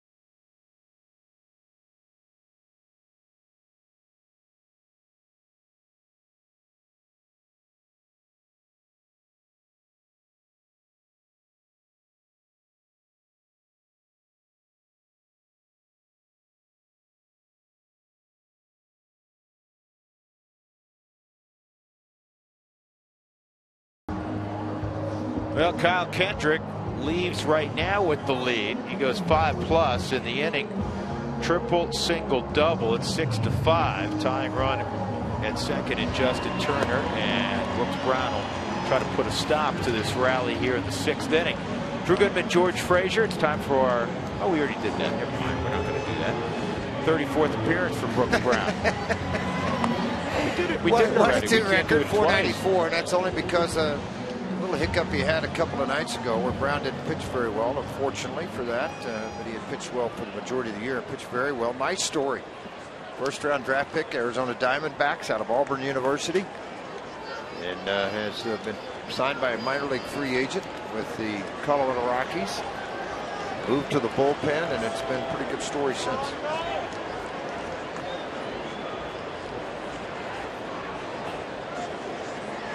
The tough man and Andre Ethier, 2-run home run, the 3-6-3 double play for Ethier. And Ethier pulls this to the corner. This is going to tie it up. Cargo quickly to it, but Ethier into second with a double. 4 straight hits here in the 6th inning. It's a whole new ball game. 6-6.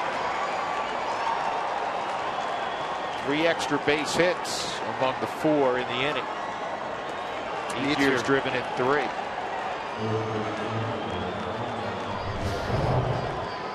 Well, you're going to look at it. Fastball that was on the outer part of the plate. Ethier just pulls it down the right field corner. You're going to see the movement on the pitch off the end of the bat. And the Subaru Supermo is going to be dumped into right field, but Ethier's off to the races. He changes places with Justin Turner. Andre Ethier, George, that was his 300th career double. It's a lot of doubles. Good player. Every year they tried to get rid of him too. He's the one that stuck around, been very productive. Think about, you said this all season long. Think about, with all the injuries they had, think about where they would be without Andre Ethier this year. Well, that's the thing. They traded Kemp away and they kept him in his contract. And then you're right. Crawford goes down. Peterson gets the opportunity out of spring training. Puig goes down. Puig's done, it looks like, that hamstring. Those are tough to come back from quickly.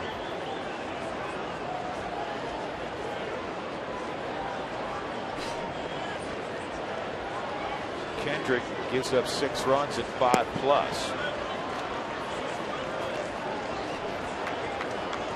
7 hits. He walked 2 and struck out 2.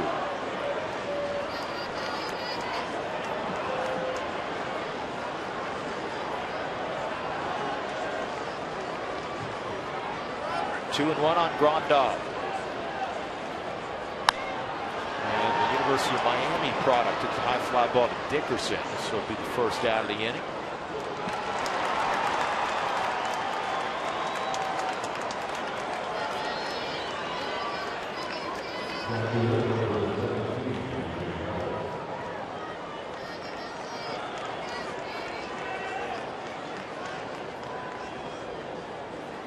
A.J. Ellis a strikeout and a double.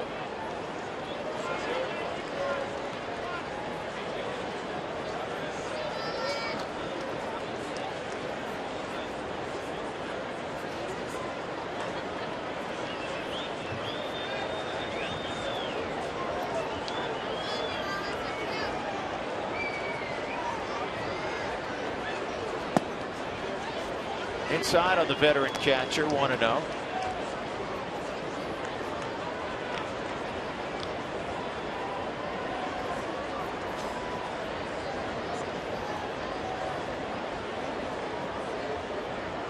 Rex Brothers back up for his 2nd straight night.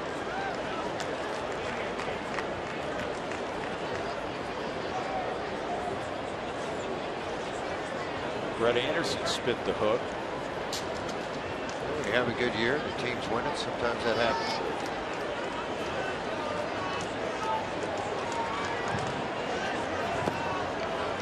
Two and 1 on Ellis.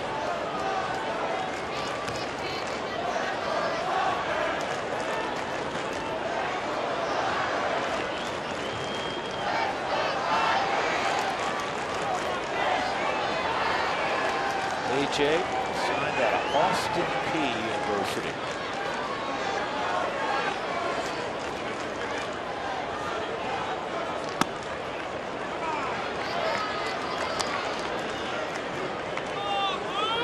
That same conference with Lipscomb where Rex pitched. It could be. Not sure. That is a strike. I thought that ball was a little bit high. TJ Rayburn behind the plate. There's that belt tie fastball Drew talked about earlier in the game. 3-2 on Ellis.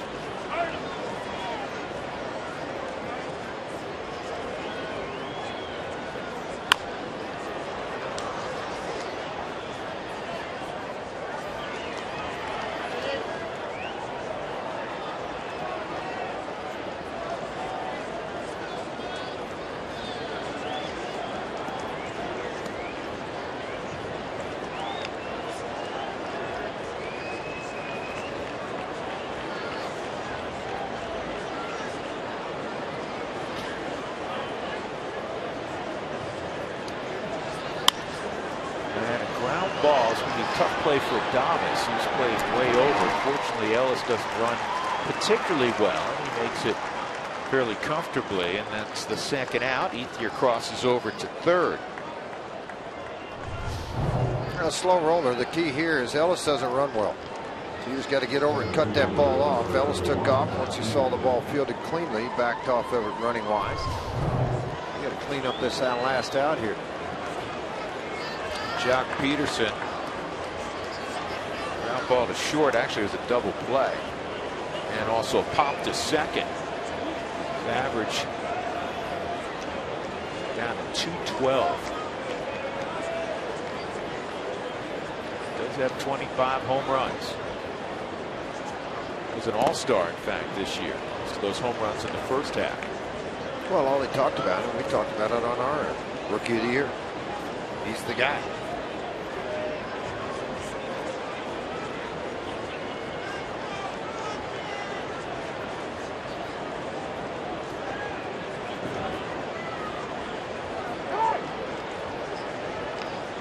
George did, or Dougie did the research, George. Austin Peay, the Governors are in the Ohio Valley Conference, and Lipscomb is in the Atlantic Sun.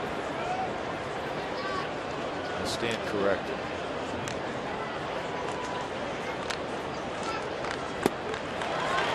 One and one. First big league game. Welcome. Welcome, welcome, welcome. And you have all the right attire on. Good for you. Hey, they got a free hat coming. Must have been one of the first 10,000. Got here early. See, you get to see it in her face. She's beaming. This is going to be a regular deal for her now. Well, you'd hope so. Yeah. Baez warming up down in the bullpen for the Dodgers if they get there. Kyle Kendrick is, Howie Kendrick is in the on deck circle.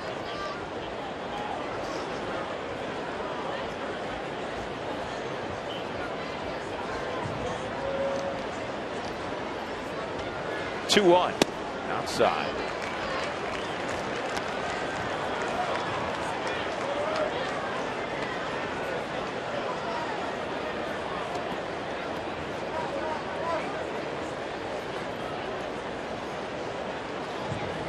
Howie Kendrick in the on deck circle if Peterson reaches.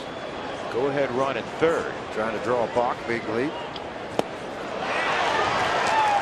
Yeah, that's a great example, George, what we were talking about. It was an off-speed pitch, but big swing. It's a big swing. That's okay, 3-1, but look how that hit flies. Yeah, very quickly. All you're trying to do is hit the ball out of the ballpark in a hurry. The only thing you're thinking about there. It's a pull swing, right? Yeah, it is pull. That's why they're set up the way they are defensively on the infield.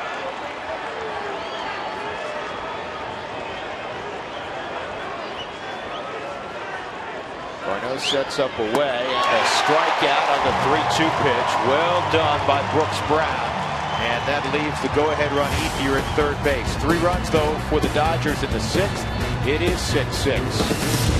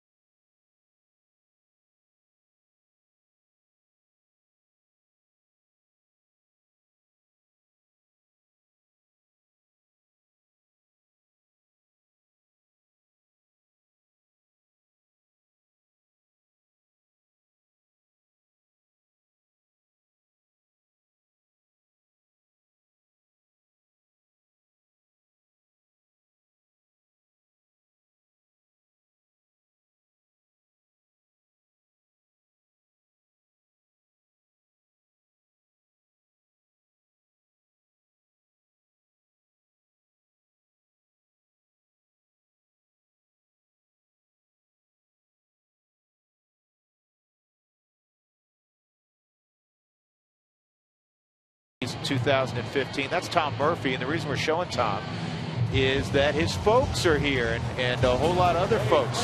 That's his dad, Tom, and Mom, Kelly. And they have like 30 people here from West Monroe, New York. That's above Syracuse. And a lot of his high school teammates from Central Square High have made their way to Denver. Welcome, welcome, welcome. And your favorite son is doing very well. Yes, he is. And the guy he's switching on and off with behind the plate here in the month of September, Dustin Garneau, takes ball 1. Look, he's smiling. He knows we just showed his parents.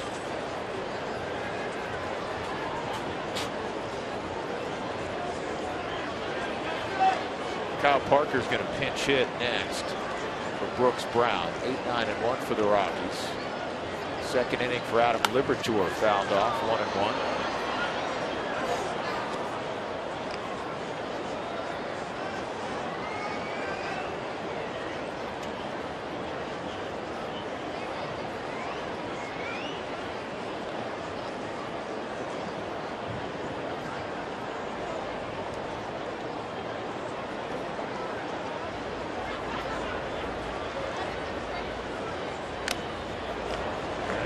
Two.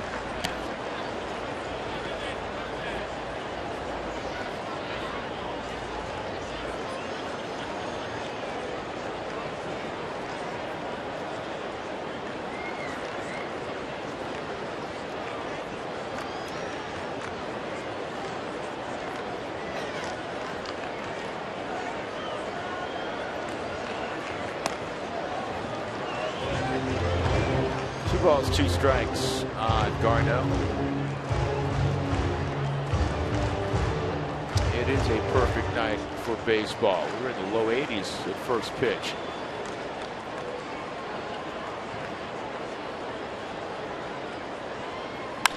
And a base hit for Garneau to lead off the 6th inning. The baby Dustin. That'll bring up Kyle Parker.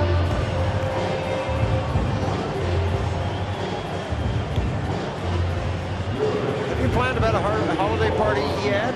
Unique indoor event spaces and views of the snow-capped mountains. Coors Field has the perfect space to celebrate the season. For more information, call 303-ROCKIES. Well, we go to the Rockies holiday party every year, and it's just outstanding, especially when there's like a layer of snow at Coors Field. So that's a great idea. Make sure you call the Rockies, 303-ROCKIES. Well, Kyle Parker, one of the things he's going to work on in the offseason is he's cutting down on that swing a little bit.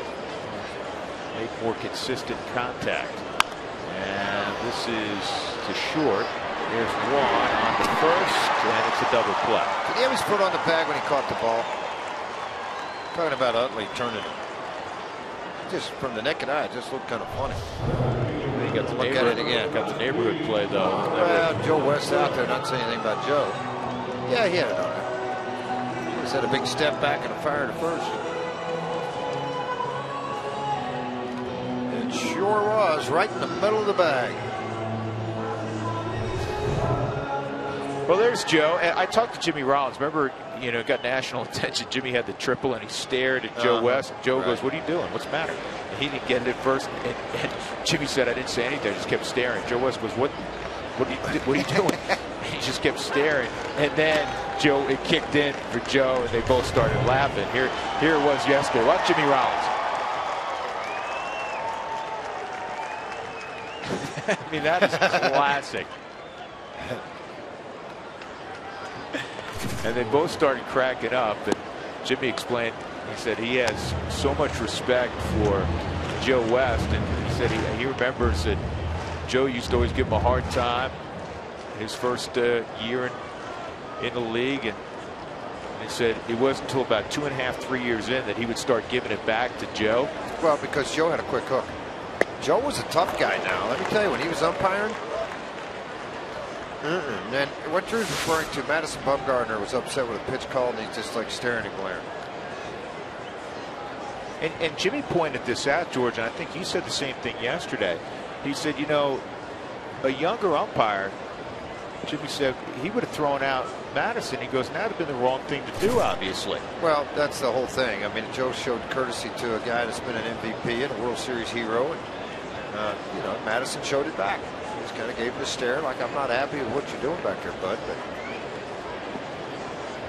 put it this way, if that had been a young kid, it wouldn't have been pretty. 1-2 on Blackmon. Well, last year, Joe also got a lot of national exposure with Jonathan Papelbon when he was in Philadelphia, and made what Joe thought was a rude gesture towards the fans in Philadelphia, and Joe threw him out of the ballgame. Came all the way in from second base and tossed him. And Papelbon kind of started to go towards him, and Joe just picked him up and moved.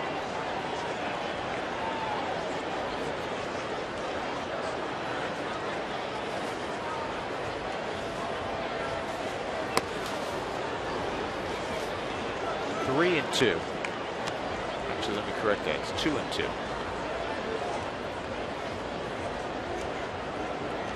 Rockies with a dozen hits, but it's a tie game.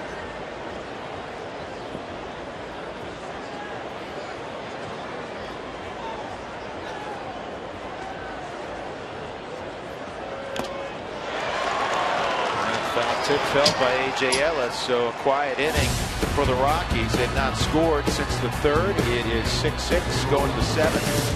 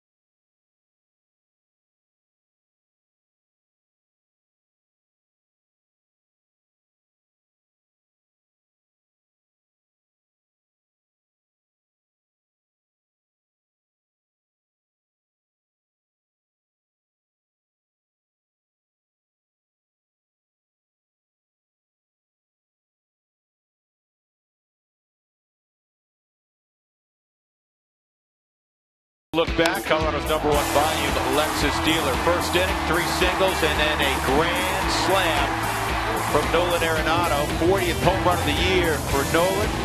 121 RBIs. Rockies off to a flying start, but slowly the Dodgers have gotten even. 3 runs in the top of the 6th inning. First 4 guys had hits. 3 of them were extra base hits. This double by Ethier brought in Turner to tie up the game. So it's 6-6 going to the 7th. That's our Cooney Lexus look back. Well, here's another first game. He's just a little bit ahead of those ladies we saw last And I told Mom I was just going down to hang out. We weren't going to be gone long. That's Brothers on. 14th time for Brothers. And pinch hitting will be Jimmy Rollins. It's 9-1-2 for the Dodgers in the 7th. Walks the bugaboo for Rex so far. 3 strikeouts. He has 8 walks, 7 innings, and earned run average of 235. Rollins started yesterday at short. And Jimmy hits a high fly ball to right, and Cargo settling underneath, 1 out.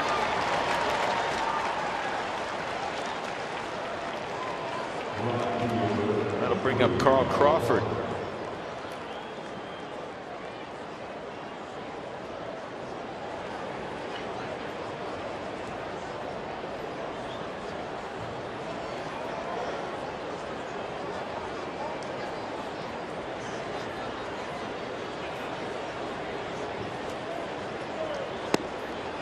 Carl takes a strike on the outside corner.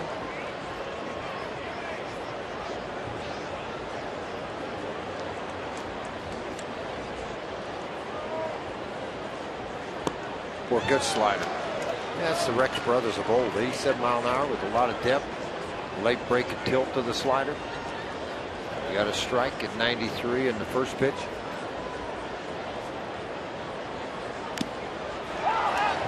Foul tipped and not held by Garneau.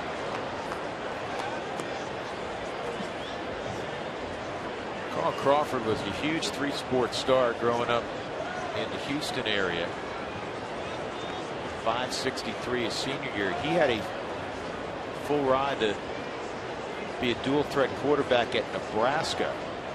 Turned down to sign and play baseball.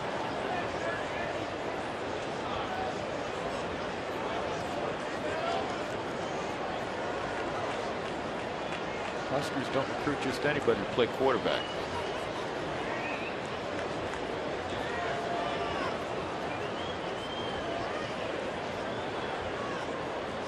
Oh, 2 on Crawford. And Nolan trying to get there. Cannot.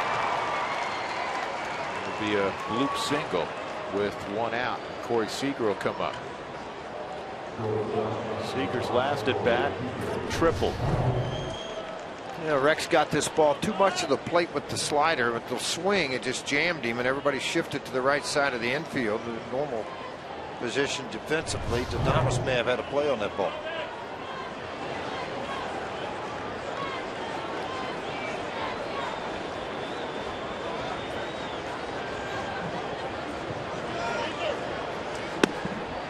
Outside.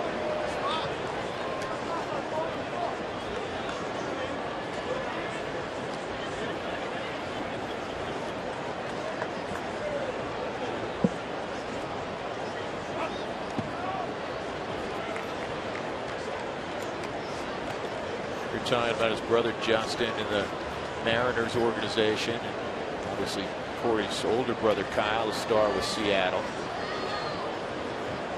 His dad Jeff played baseball in New Jersey in college at Fairleigh Dickinson. 2-0. Boy, don't throw that there again. 2-1. That was in the happy zone for Seager. You know, a lot of tall guys are good high ball hitters. From the left or right side, doesn't really matter. A bit of an upright swing. Good pitch. Slider, fastball at 94. Late movement down in the zone.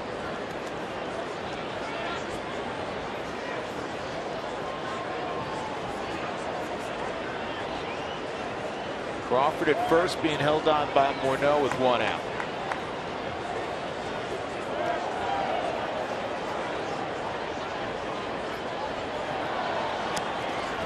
Three and 2.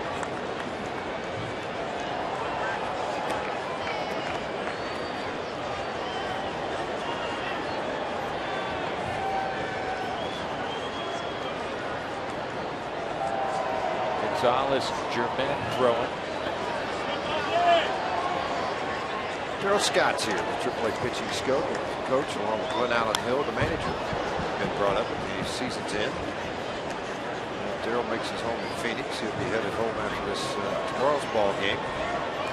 Spend some time at the house, and Glenn Allen from the San Francisco area.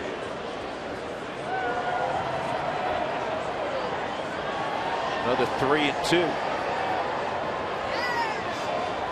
Crawford goes, and it's not hit hard enough now to turn 2. Seager retired by LeMahieu, and 2 outs. Chase Utley coming up.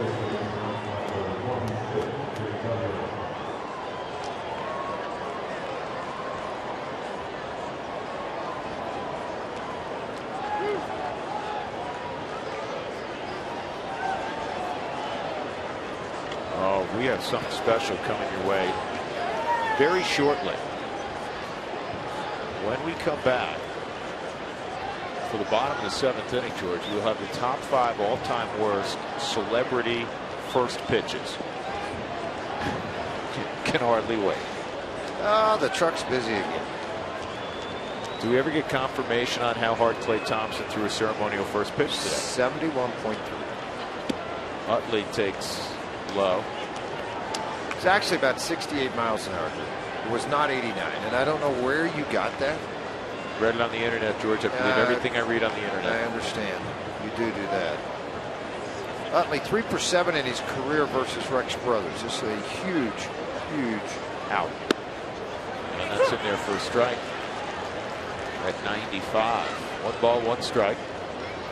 These are all big outings for everybody, clearly. But this is a really important month for Rex Brothers.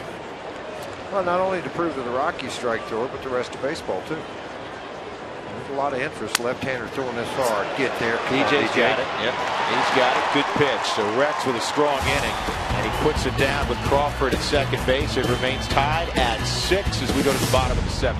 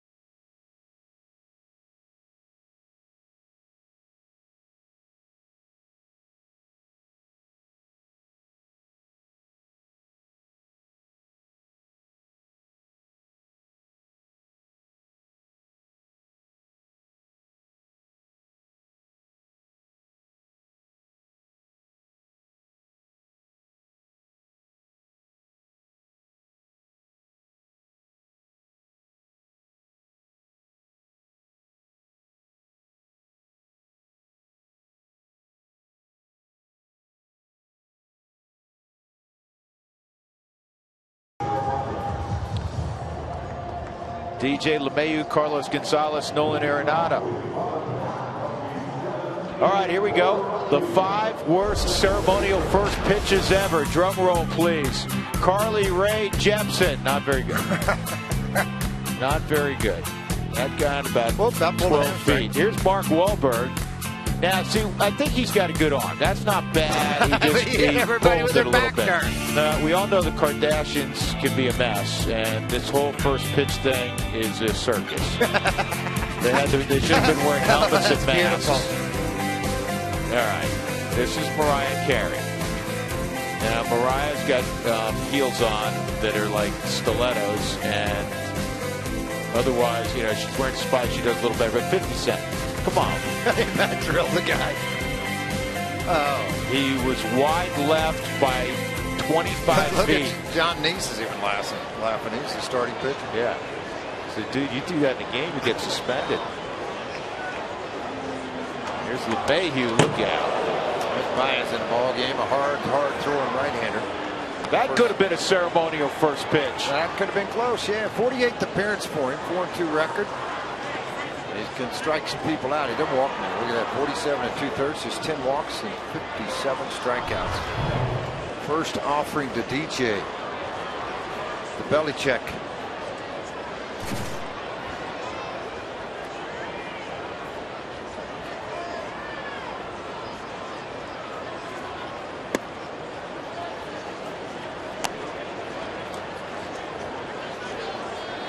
That was her tweet after. Did she just tweet that out again that we replayed it? Thanks, Carly Rae, for watching our broadcast tonight. We appreciate it. Thanks for being a Rockies fan.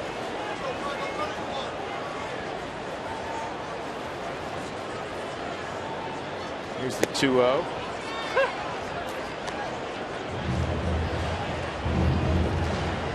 Pittsburgh Pirates shut out the Cubs today 4-0. Man, they are on a roll.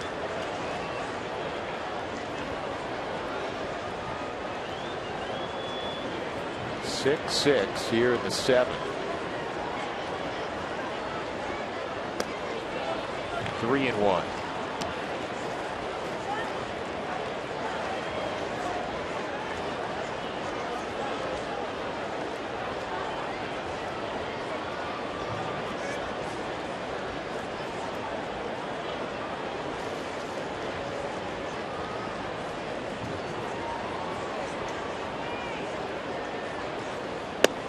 Big swing and a miss. 3-2.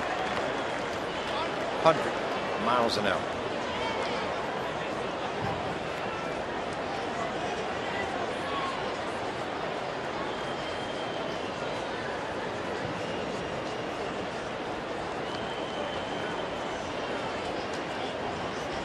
Three and 2 on DJ, leading off bottom of the 7th. Pedro Baez.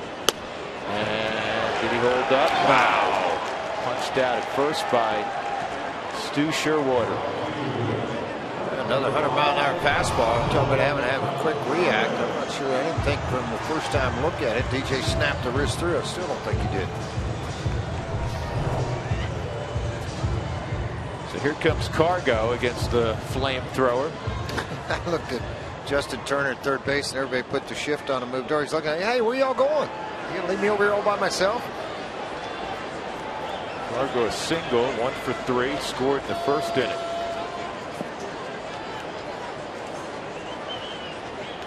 This is a good guy for him to rifle one in the left center.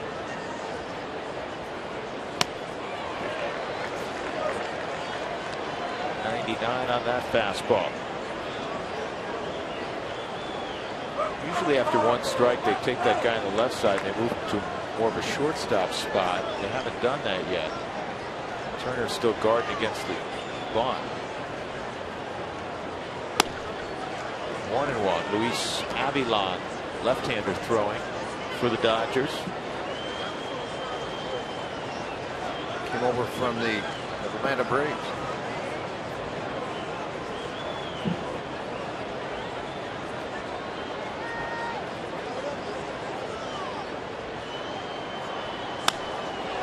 Cargo loops this one to left. Long run for Crawford. He's not going to get there. Cargo headed towards second, and he has a fly ball double. Go ahead run at second base with 1 out.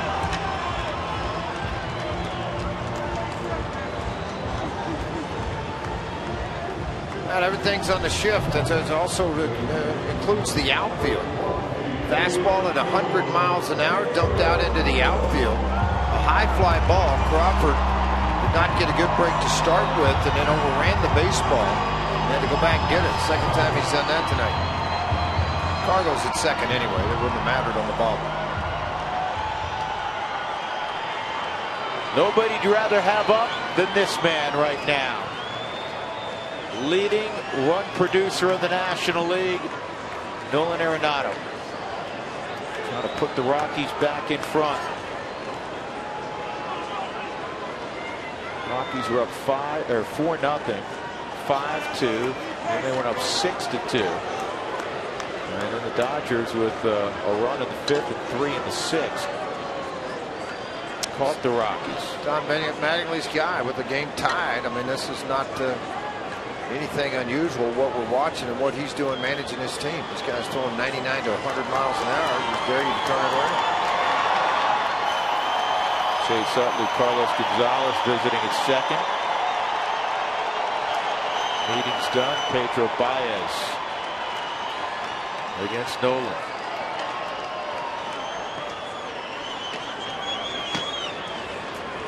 Outfield deep, and Peterson is shaded a little bit toward right center. And that's a strike. 99.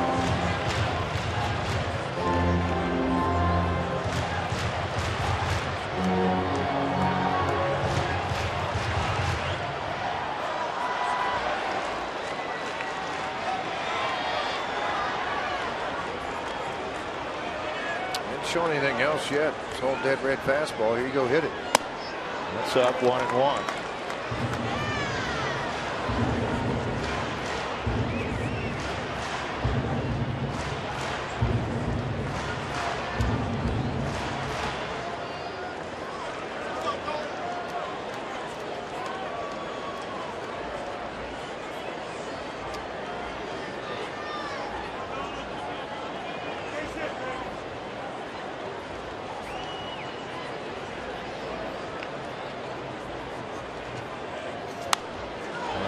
Fouls that one back.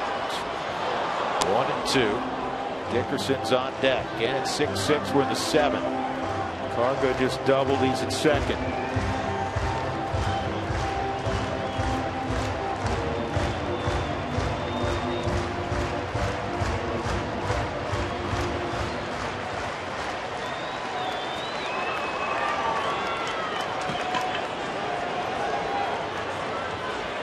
Rockies beat the Dodgers last night 7-4.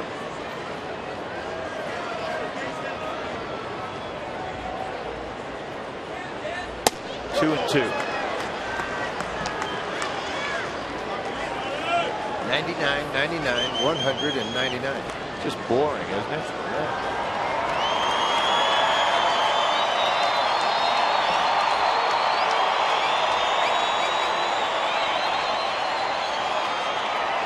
Outfield shades Noble, a little slide up to right of second base. Center field trying to take away that right center field gap. Left center field wide open. Right side of the infield open. Foul tip fell. Strike 3.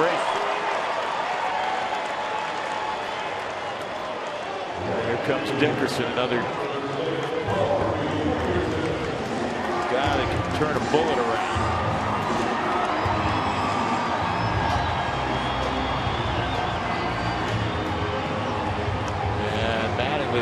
Naturally, he's going to want Avilan to face Dickerson. A couple lefties in a row for the Rockies. Dickerson and Morneau. So we'll step aside. 6-6. Tying run at second. 2 outs.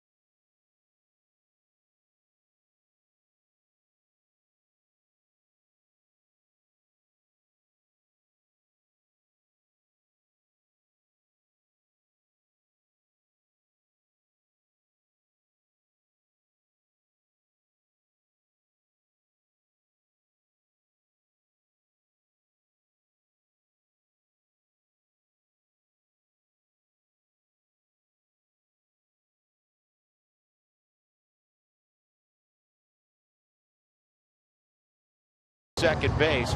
Corey Dickerson coming up to face the left-hander Luis Avilan. Here's our CenturyLink link to what's next tomorrow afternoon here on Root Sports. We're on the air at 1:30 in the Mountain Time Zone. Left-hander Alex Wood, who pitched a great game against the Rockies in LA recently, and it's the left-hander Chris Russin going for Colorado. Stu Cole visiting with Cargo. See if Cargo can just stay there. See if they notice. See if they catch him? Yeah. Why not? Is there a rule against that? Well, yeah, pretty much.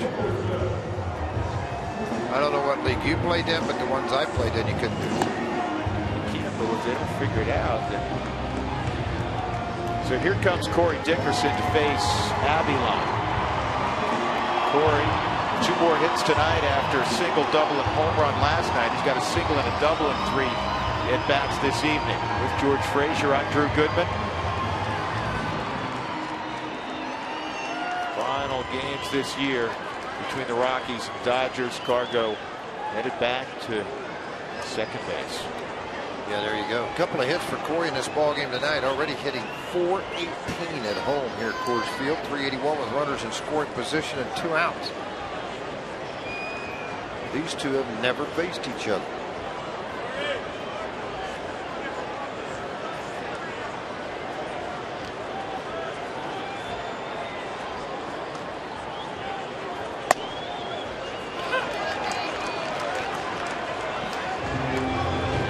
Corey thought that was high.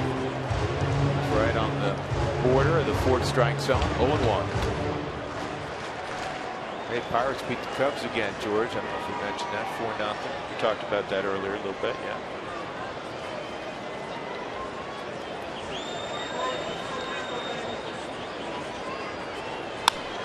This ball's well hit left center field. Get down. Caught. Wow. Jock Peterson.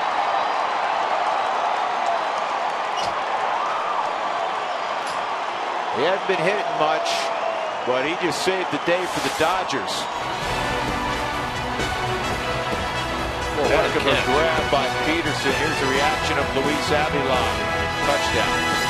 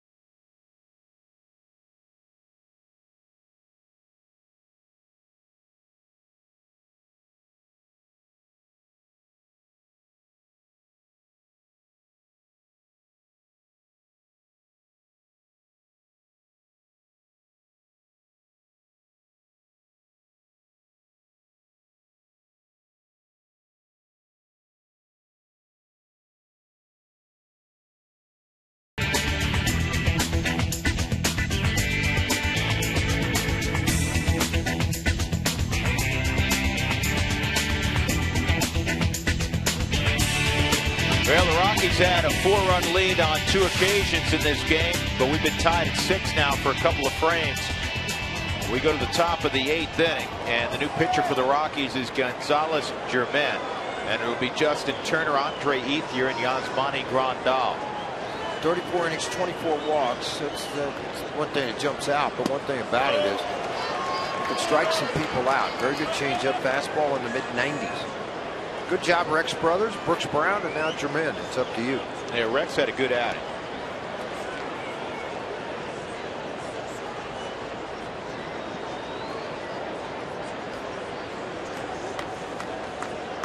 Oh, and 1 on Turner. 1 ball, 1 strike on Justin. In his career against the Rockies, a .393 hitter. More than 90 at bats.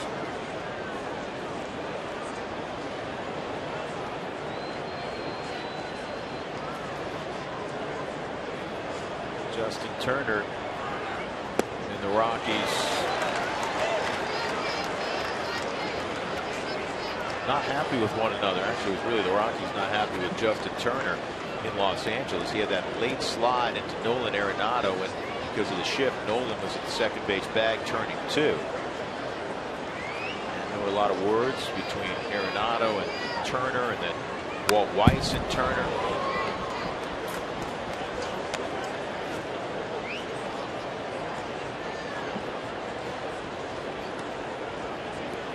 But I will tell you, if you're going to pick a fight, 22's the wrong guy. Yep, that's exactly what I said in L.A. And this ball's lined to right center field, but Charlie's there.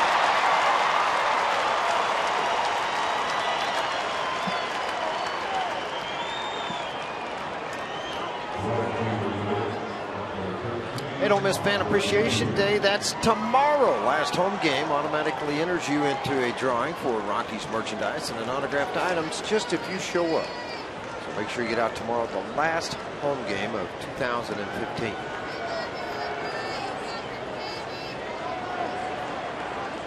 Ethier 2-run home run, grounded into a 3-6-3 double play, and he doubled in a run. 3 RBIs. His double tied the game, and this ball's lined also, but it's at Cargot, 2 outs.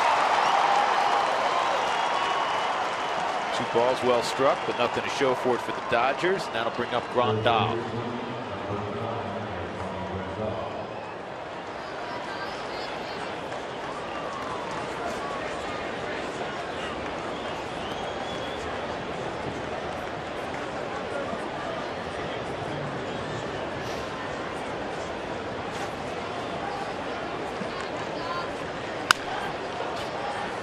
Fouled off.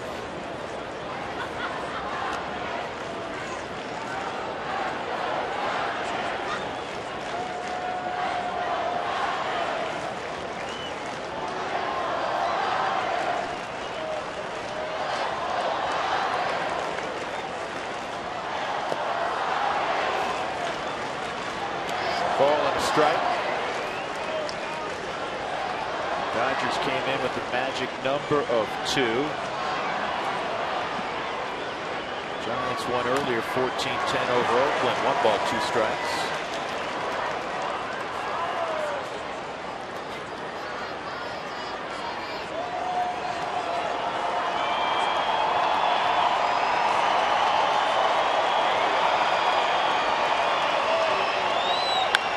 And this ball is in the air to left. So every outfielder got a chance to participate. Very nicely, Gonzalez threw men. 1, 2, 3 in the 8th. We'll go to the bottom of the 8th. Rockies and Dodgers tied at 6.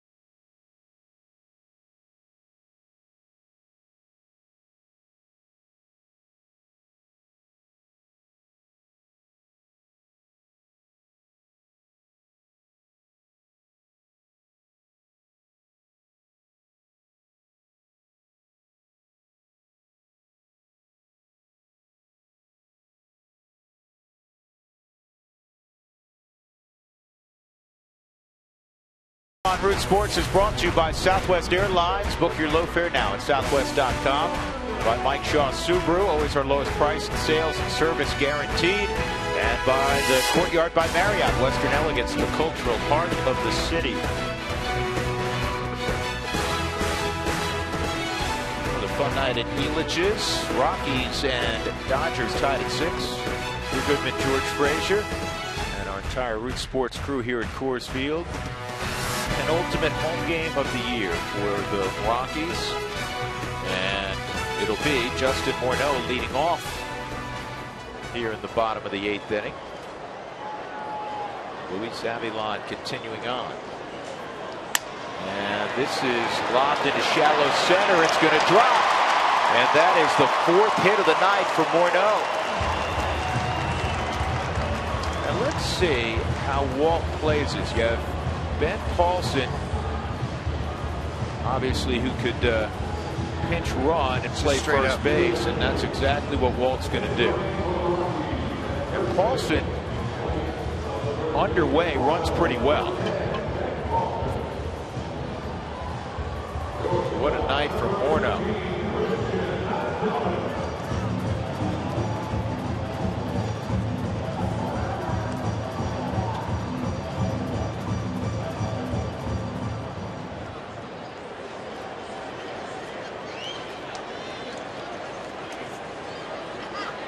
First 4-hit game for Justin since September 6th of last year.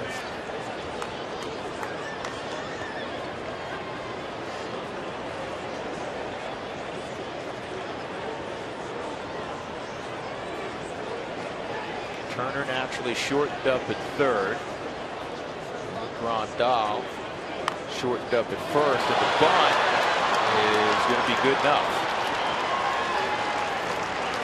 Thought for a moment with it right out in front of the plate. A.J. Ellis pounced on it quickly. He may have a play, but to the credit of Ben Paulson, he got a good jump. And I'm telling you what, George, that little subtle move by Walt, that paid off right there. That's Morneau running. They're probably going to get the force. They are going to get the force off of this thing, and you see that Paulson is well down the line, and they took the out.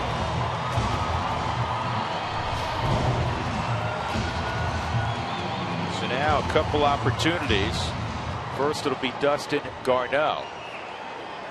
And then you have Rosario in the on-deck circle to hit for the pitcher. Bottom of the 8th inning. Rockies trying to get Paulson to the plate.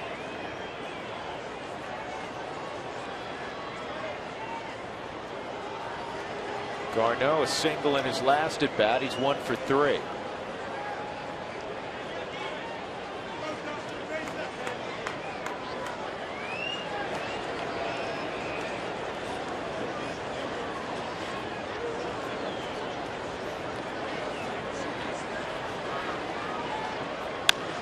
This is slowly hit to short, and it's bobbled there. And I think it was because Paulson started to go and said, you know what, I'm not going to take the chance. And he went back to the bag, and Corey Seager just didn't handle it. 5 errors on the rookie now. He danced out in front of him. You're going to watch right now. Watch Paulson. I'm going to go, and then he waited. I think that distracted Seager, no doubt.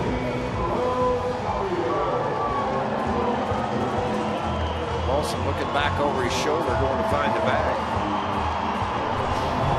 Rockies 4 for 11 with runners in scoring position. LA 3 for 8. The baby Bolt. Marlene Rosario will pinch hit.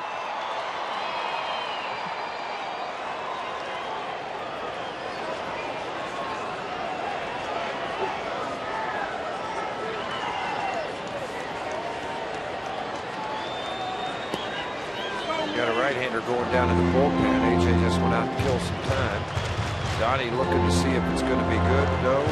Yes, go get him. Garcia, the right-hander, has been in 56 games so far. And Donnie will go down there and get him once he's ready. Waited on that call to come from Rick Honeycutt. Donnie's not signaling yet. Going to walk out slow, buy a little bit of time. Let's see if Walt counters, or if he lets Rosario swing it.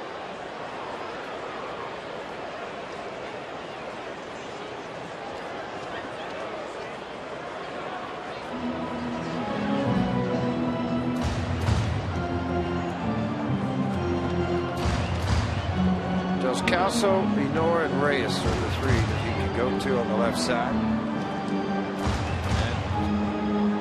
And just buying a little bit of time. Yeah. So Yimi Garcia will come in.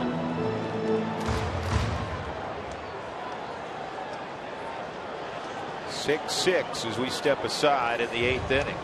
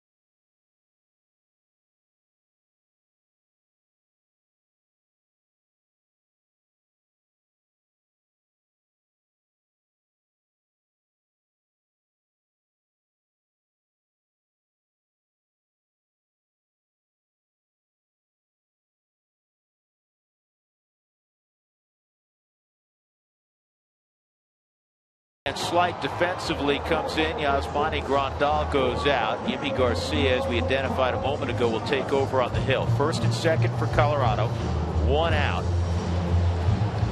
And Rosario trying to break up this 6-6 tie in the bottom of the 8th inning. Garcia, 57th game for him to appear in. 1 for 6 in save opportunities. With Manning can punch out some guys. It just doesn't walk anybody.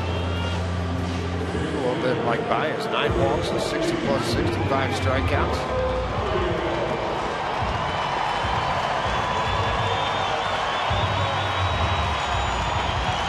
Rosario this year, 280 as a pinch hitter, 271 against right-handed pitching, 250 against left-handed pitching. Garcia, like virtually every guy who wanders out of a major league bullpen these days, has a big arm.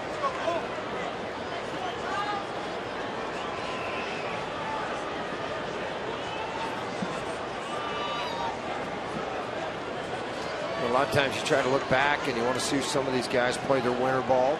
They play as young players.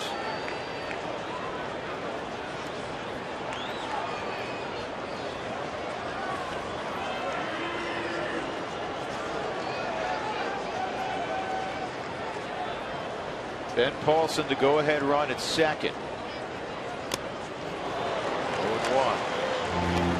From the Dominican Republic, the same as Waleed Rosario. He gets first offering with a big arm, 83-mile-an-hour slider than both.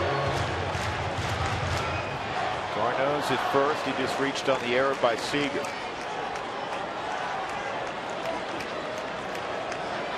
Peterson in center, shaded way over to right center field.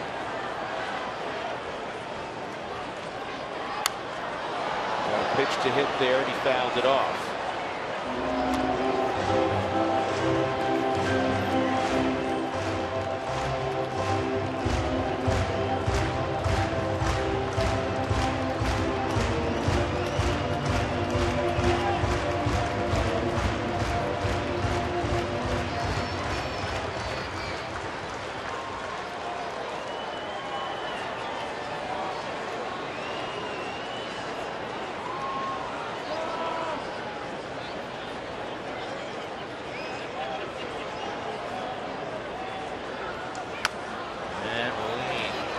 The AB alive.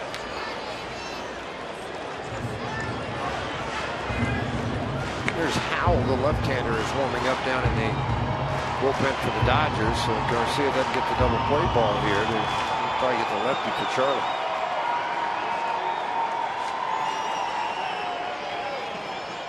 Axford is up again.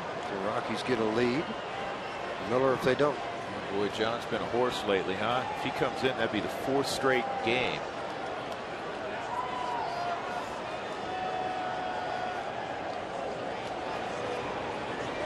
2 strikes on Willeen. Blackmon on deck. And fastball at 97, too high. 1-2.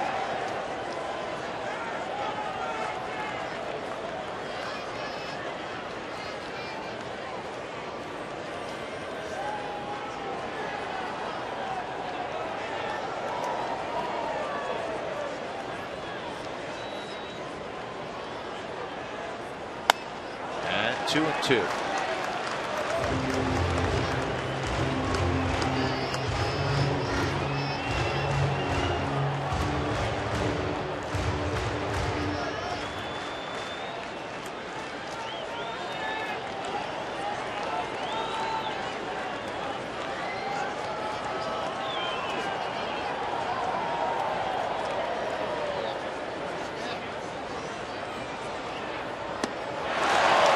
Slider up, surprise pitch. 2 outs.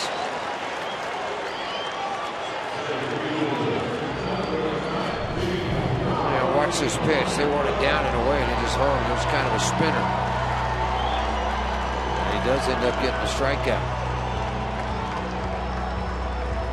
You said it many times. That didn't completely back up, but it didn't do much. Sometimes, one of those misplaced pitches or a pitch that doesn't do what you want it to do ends up being pretty useful. Absolutely right. So Charlie Blackmon, single, triple, ground out, strikeout, waiting to take his turn.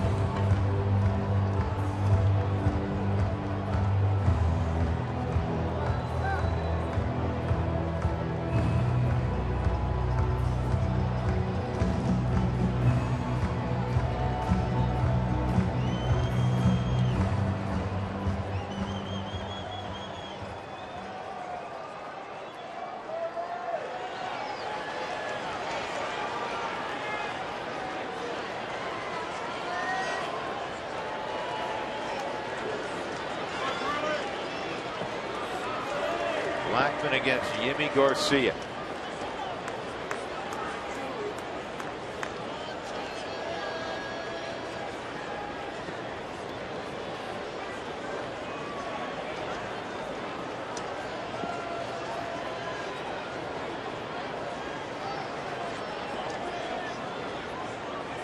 Again, Paulson, the go-ahead run at second. Garneau's the trail runner, and this is popped up and playable. Seager has the angle on it, and he makes the catch, and that ends the inning. So the Rockies threaten. They do not score. We'll go to the 9th. Still tied at 6.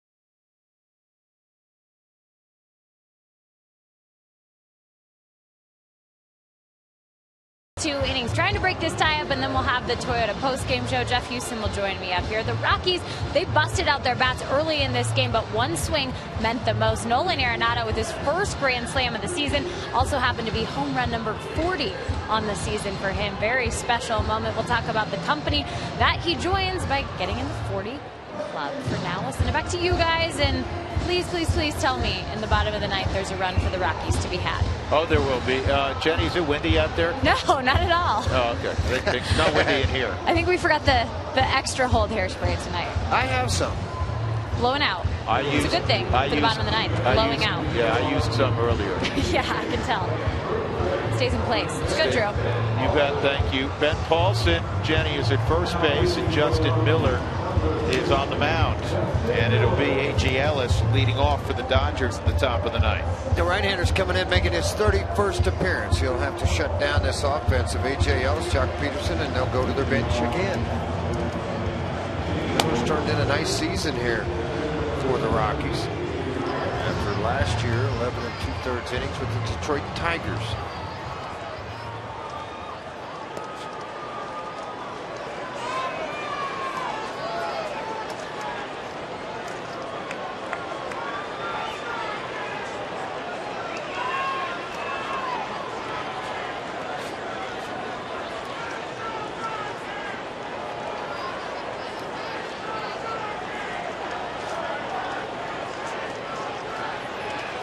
So Miller's ready to go. Here's the first pitch to A.J. Ellis. It's a slider down low. The last 11 ball games for Miller here in September, 10 1/3, 1 hit. He's been great. 33 batters faced with 13 strikeouts.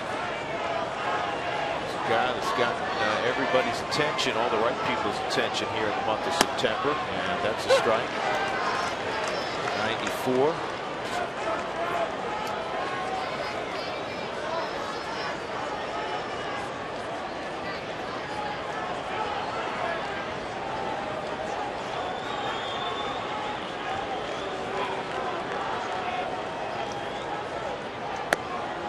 Well placed, but a little bit looked pretty good.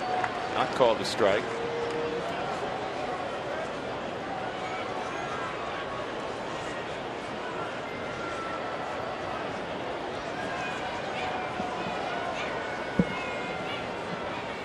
Two balls and one strike, and that's outside. So it's 3-1 on A.J. Ellis.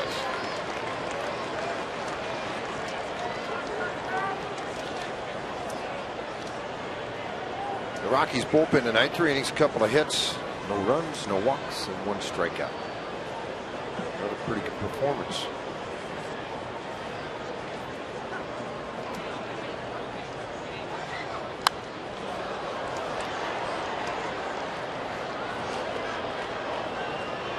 Rockies also countering with Boone Logan starting to warm up down in the bullpen.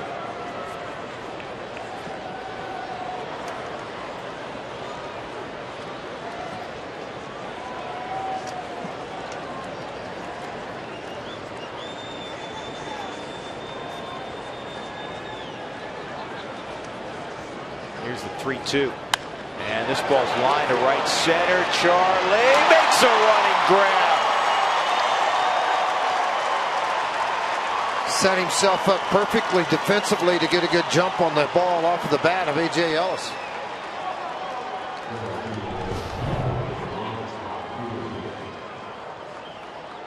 Really nice play by Charlie on the run. Outstretched glove blinks the play. Shaded in that direction, and Justin Miller approves. Here's Jock Peterson.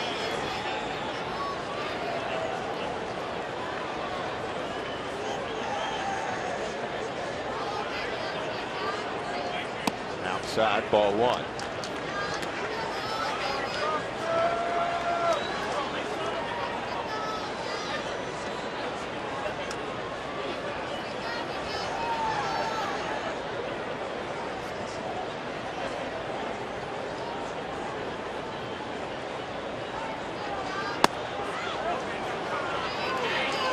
Two and out.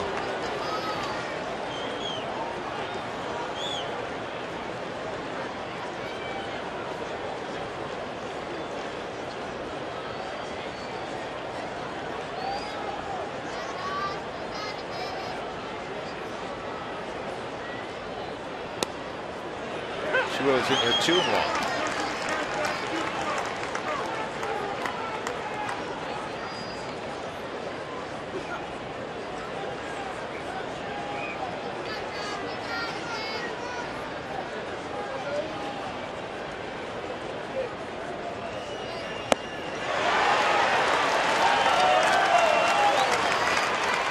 1-2. Tell Peterson's frustrated. Well, he is. I mean, he got so much success early in the season, and then you get some pitches to swing on, but man, really getting rotational with that lower half. So if you can spin something away or sink it away from him, it's really going to play hopefully into your favor. Just don't want to make a mistake on that swing path, middle half in. And he struck him out with a slider. Well done. 2 gone. That was a rising slider. Nicely done. Scott Van Slyke will come up. You know, watch his slider. It's flat, but it just cut right into the right spot.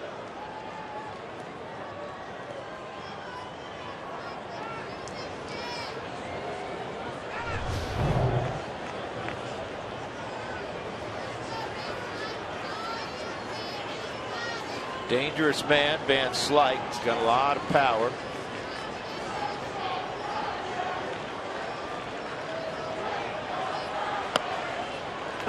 On the corner. Rockies in the bottom of the 9th will have DJ LeMahieu, Carlos Gonzalez, Nolan Arenado.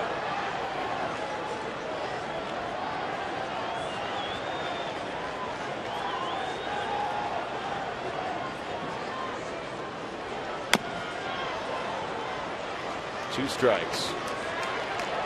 Kenley Jansen is up, but he had to be up because if the Dodgers scored, he'd be coming in. On the road in a tie game, you don't usually send your closer out there, which means Yimi Garcia probably will continue. We shall see. 2 strikes on Van Slyke.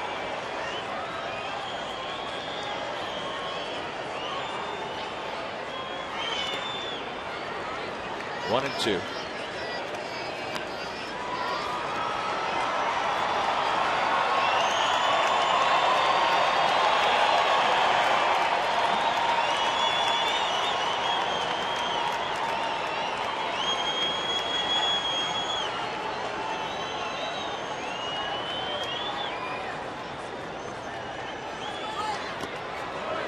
that levels the count at 2 and 2. Overamping the slider, trying to yank it out of the zone, keep it from the hittable area of the plate. Believe it, trust it, throw it.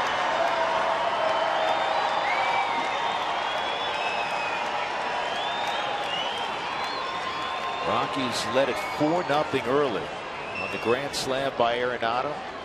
Up 6-2. Not able to hold the lead with 6-6 in the 9th. And a strikeout by Miller of Van Slyke. And another strong inning for Van Slyke. So here we go. Bottom of the 9th inning. DJ LeMahieu, Carlos Gonzalez, Nolan Arenado.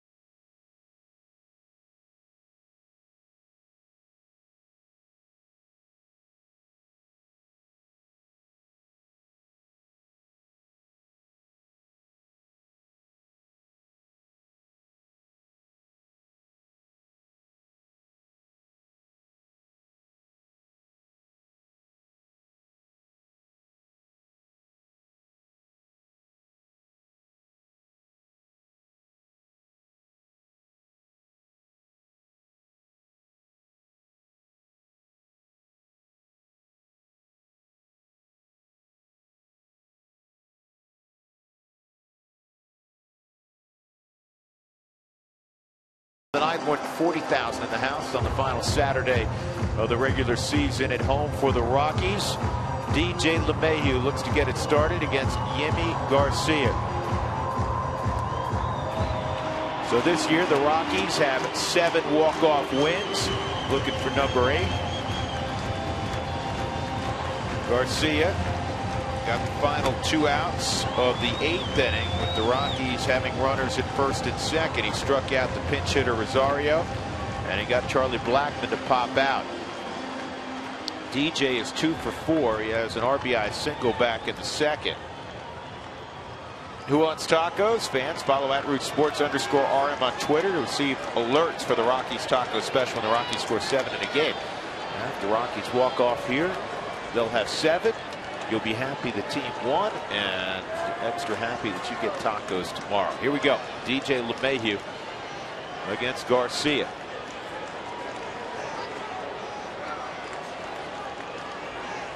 And back up the middle. Wonderful start. 3rd hit of the night for LeMahieu.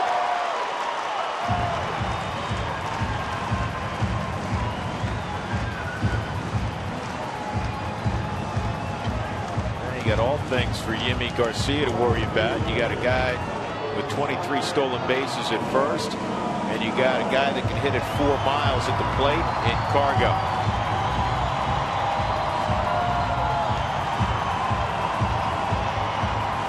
Cargo tonight 2 for 4, single and a double. Cargo is 1 for 1 with a home run against Yimi Garcia.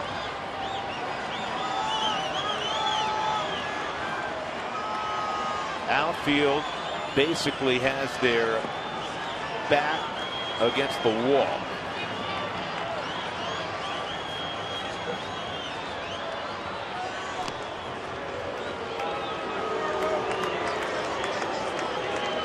Jock Peterson need a golf cart right now to get to the dugout.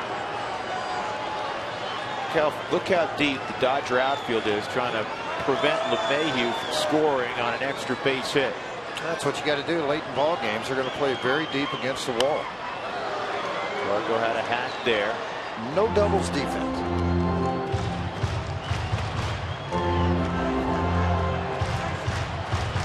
Arenado on deck. You know, for relievers, George, he came into a sticky situation.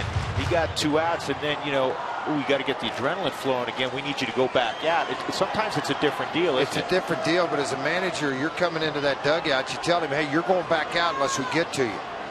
Keep your mind right. You're going back out again.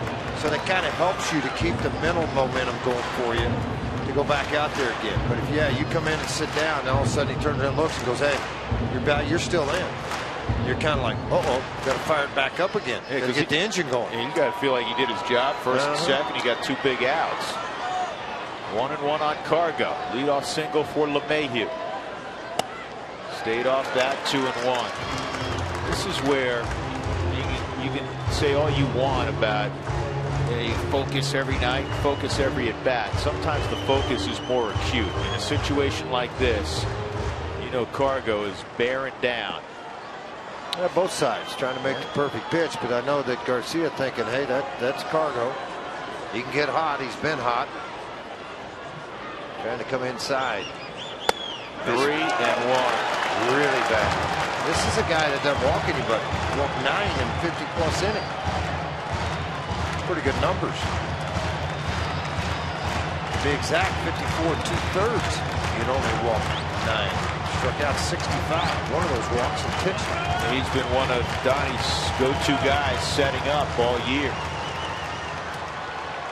3-1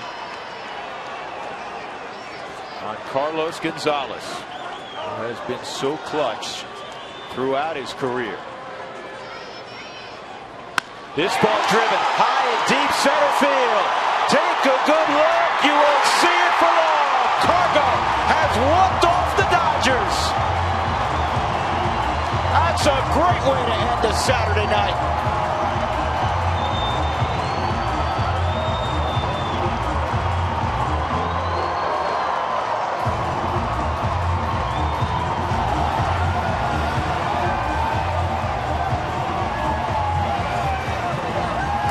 How much fun is that? Number 39. And the Rockies win it 8-6.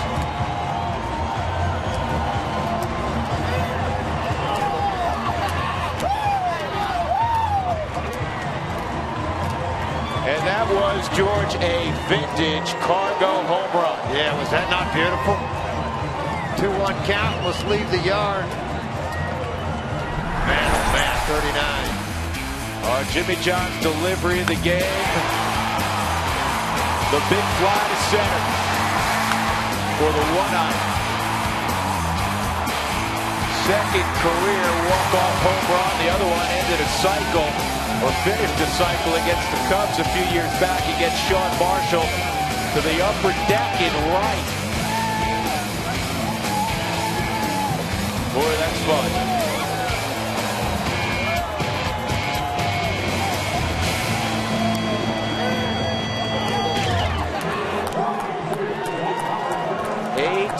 The Rockies win it. And now Cargo's 2 for 2 with 2 home runs against Yimi Garcia. Corey Sullivan has the man of the moment. Actually, a couple of guys that factored pretty large in this one. Corey, all yours. All right, I got them both here. We got...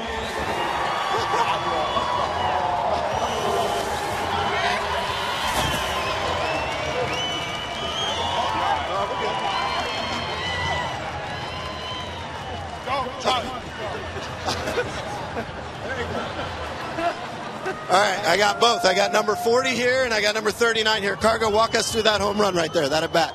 Well, that was the opportunity that I was waiting all day, all night long. I faced him, and last time I faced him was in LA, and I hit a key home run too.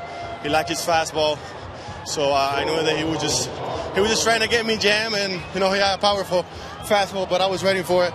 At a 3-1 count, and he left it over the plate, and I was able to drive it over the center field wall. All right, my guy to my left beat you to 40. What do you think about that tonight? No, it's exciting. We sit right next to each other before the game. We said that we're just gonna go out there and just compete and be calm. Just wait for our pitches, and that's what we did today. He had a key home run early in the game, and it was exciting. All right, nice job, Nolan.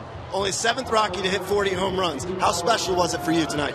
Oh, I mean, it's real special. Obviously, I'm so fortunate. I'm blessed. I've been able to stay healthy, thank God, and it's been fun. Obviously, I've had opportunities with guys on base, and lately, I've been driving them in.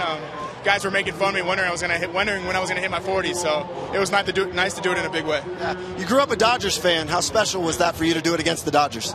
Yeah, I mean, it's pretty cool, especially with my family. I know they're going to be wearing me out right now when I get a text from them, but I kind of wish it wasn't off Brett Anderson. That's my boy. He was my teammate last year, but you know what? I had to do what I got to do, and I'm just happy we won. All right, well, nice job. Thanks so much. Appreciate it. Thank you, man. Right, back to you, Drew.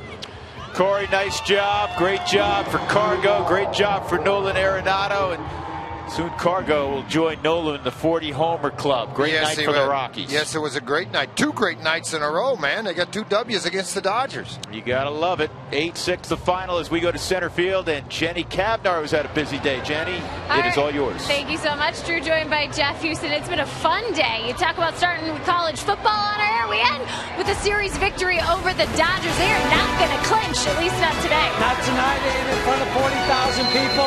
What a special night it was. 40,000 for Nolan's 40. We'll be right back with the Toyota Post Game Show. Stay with us.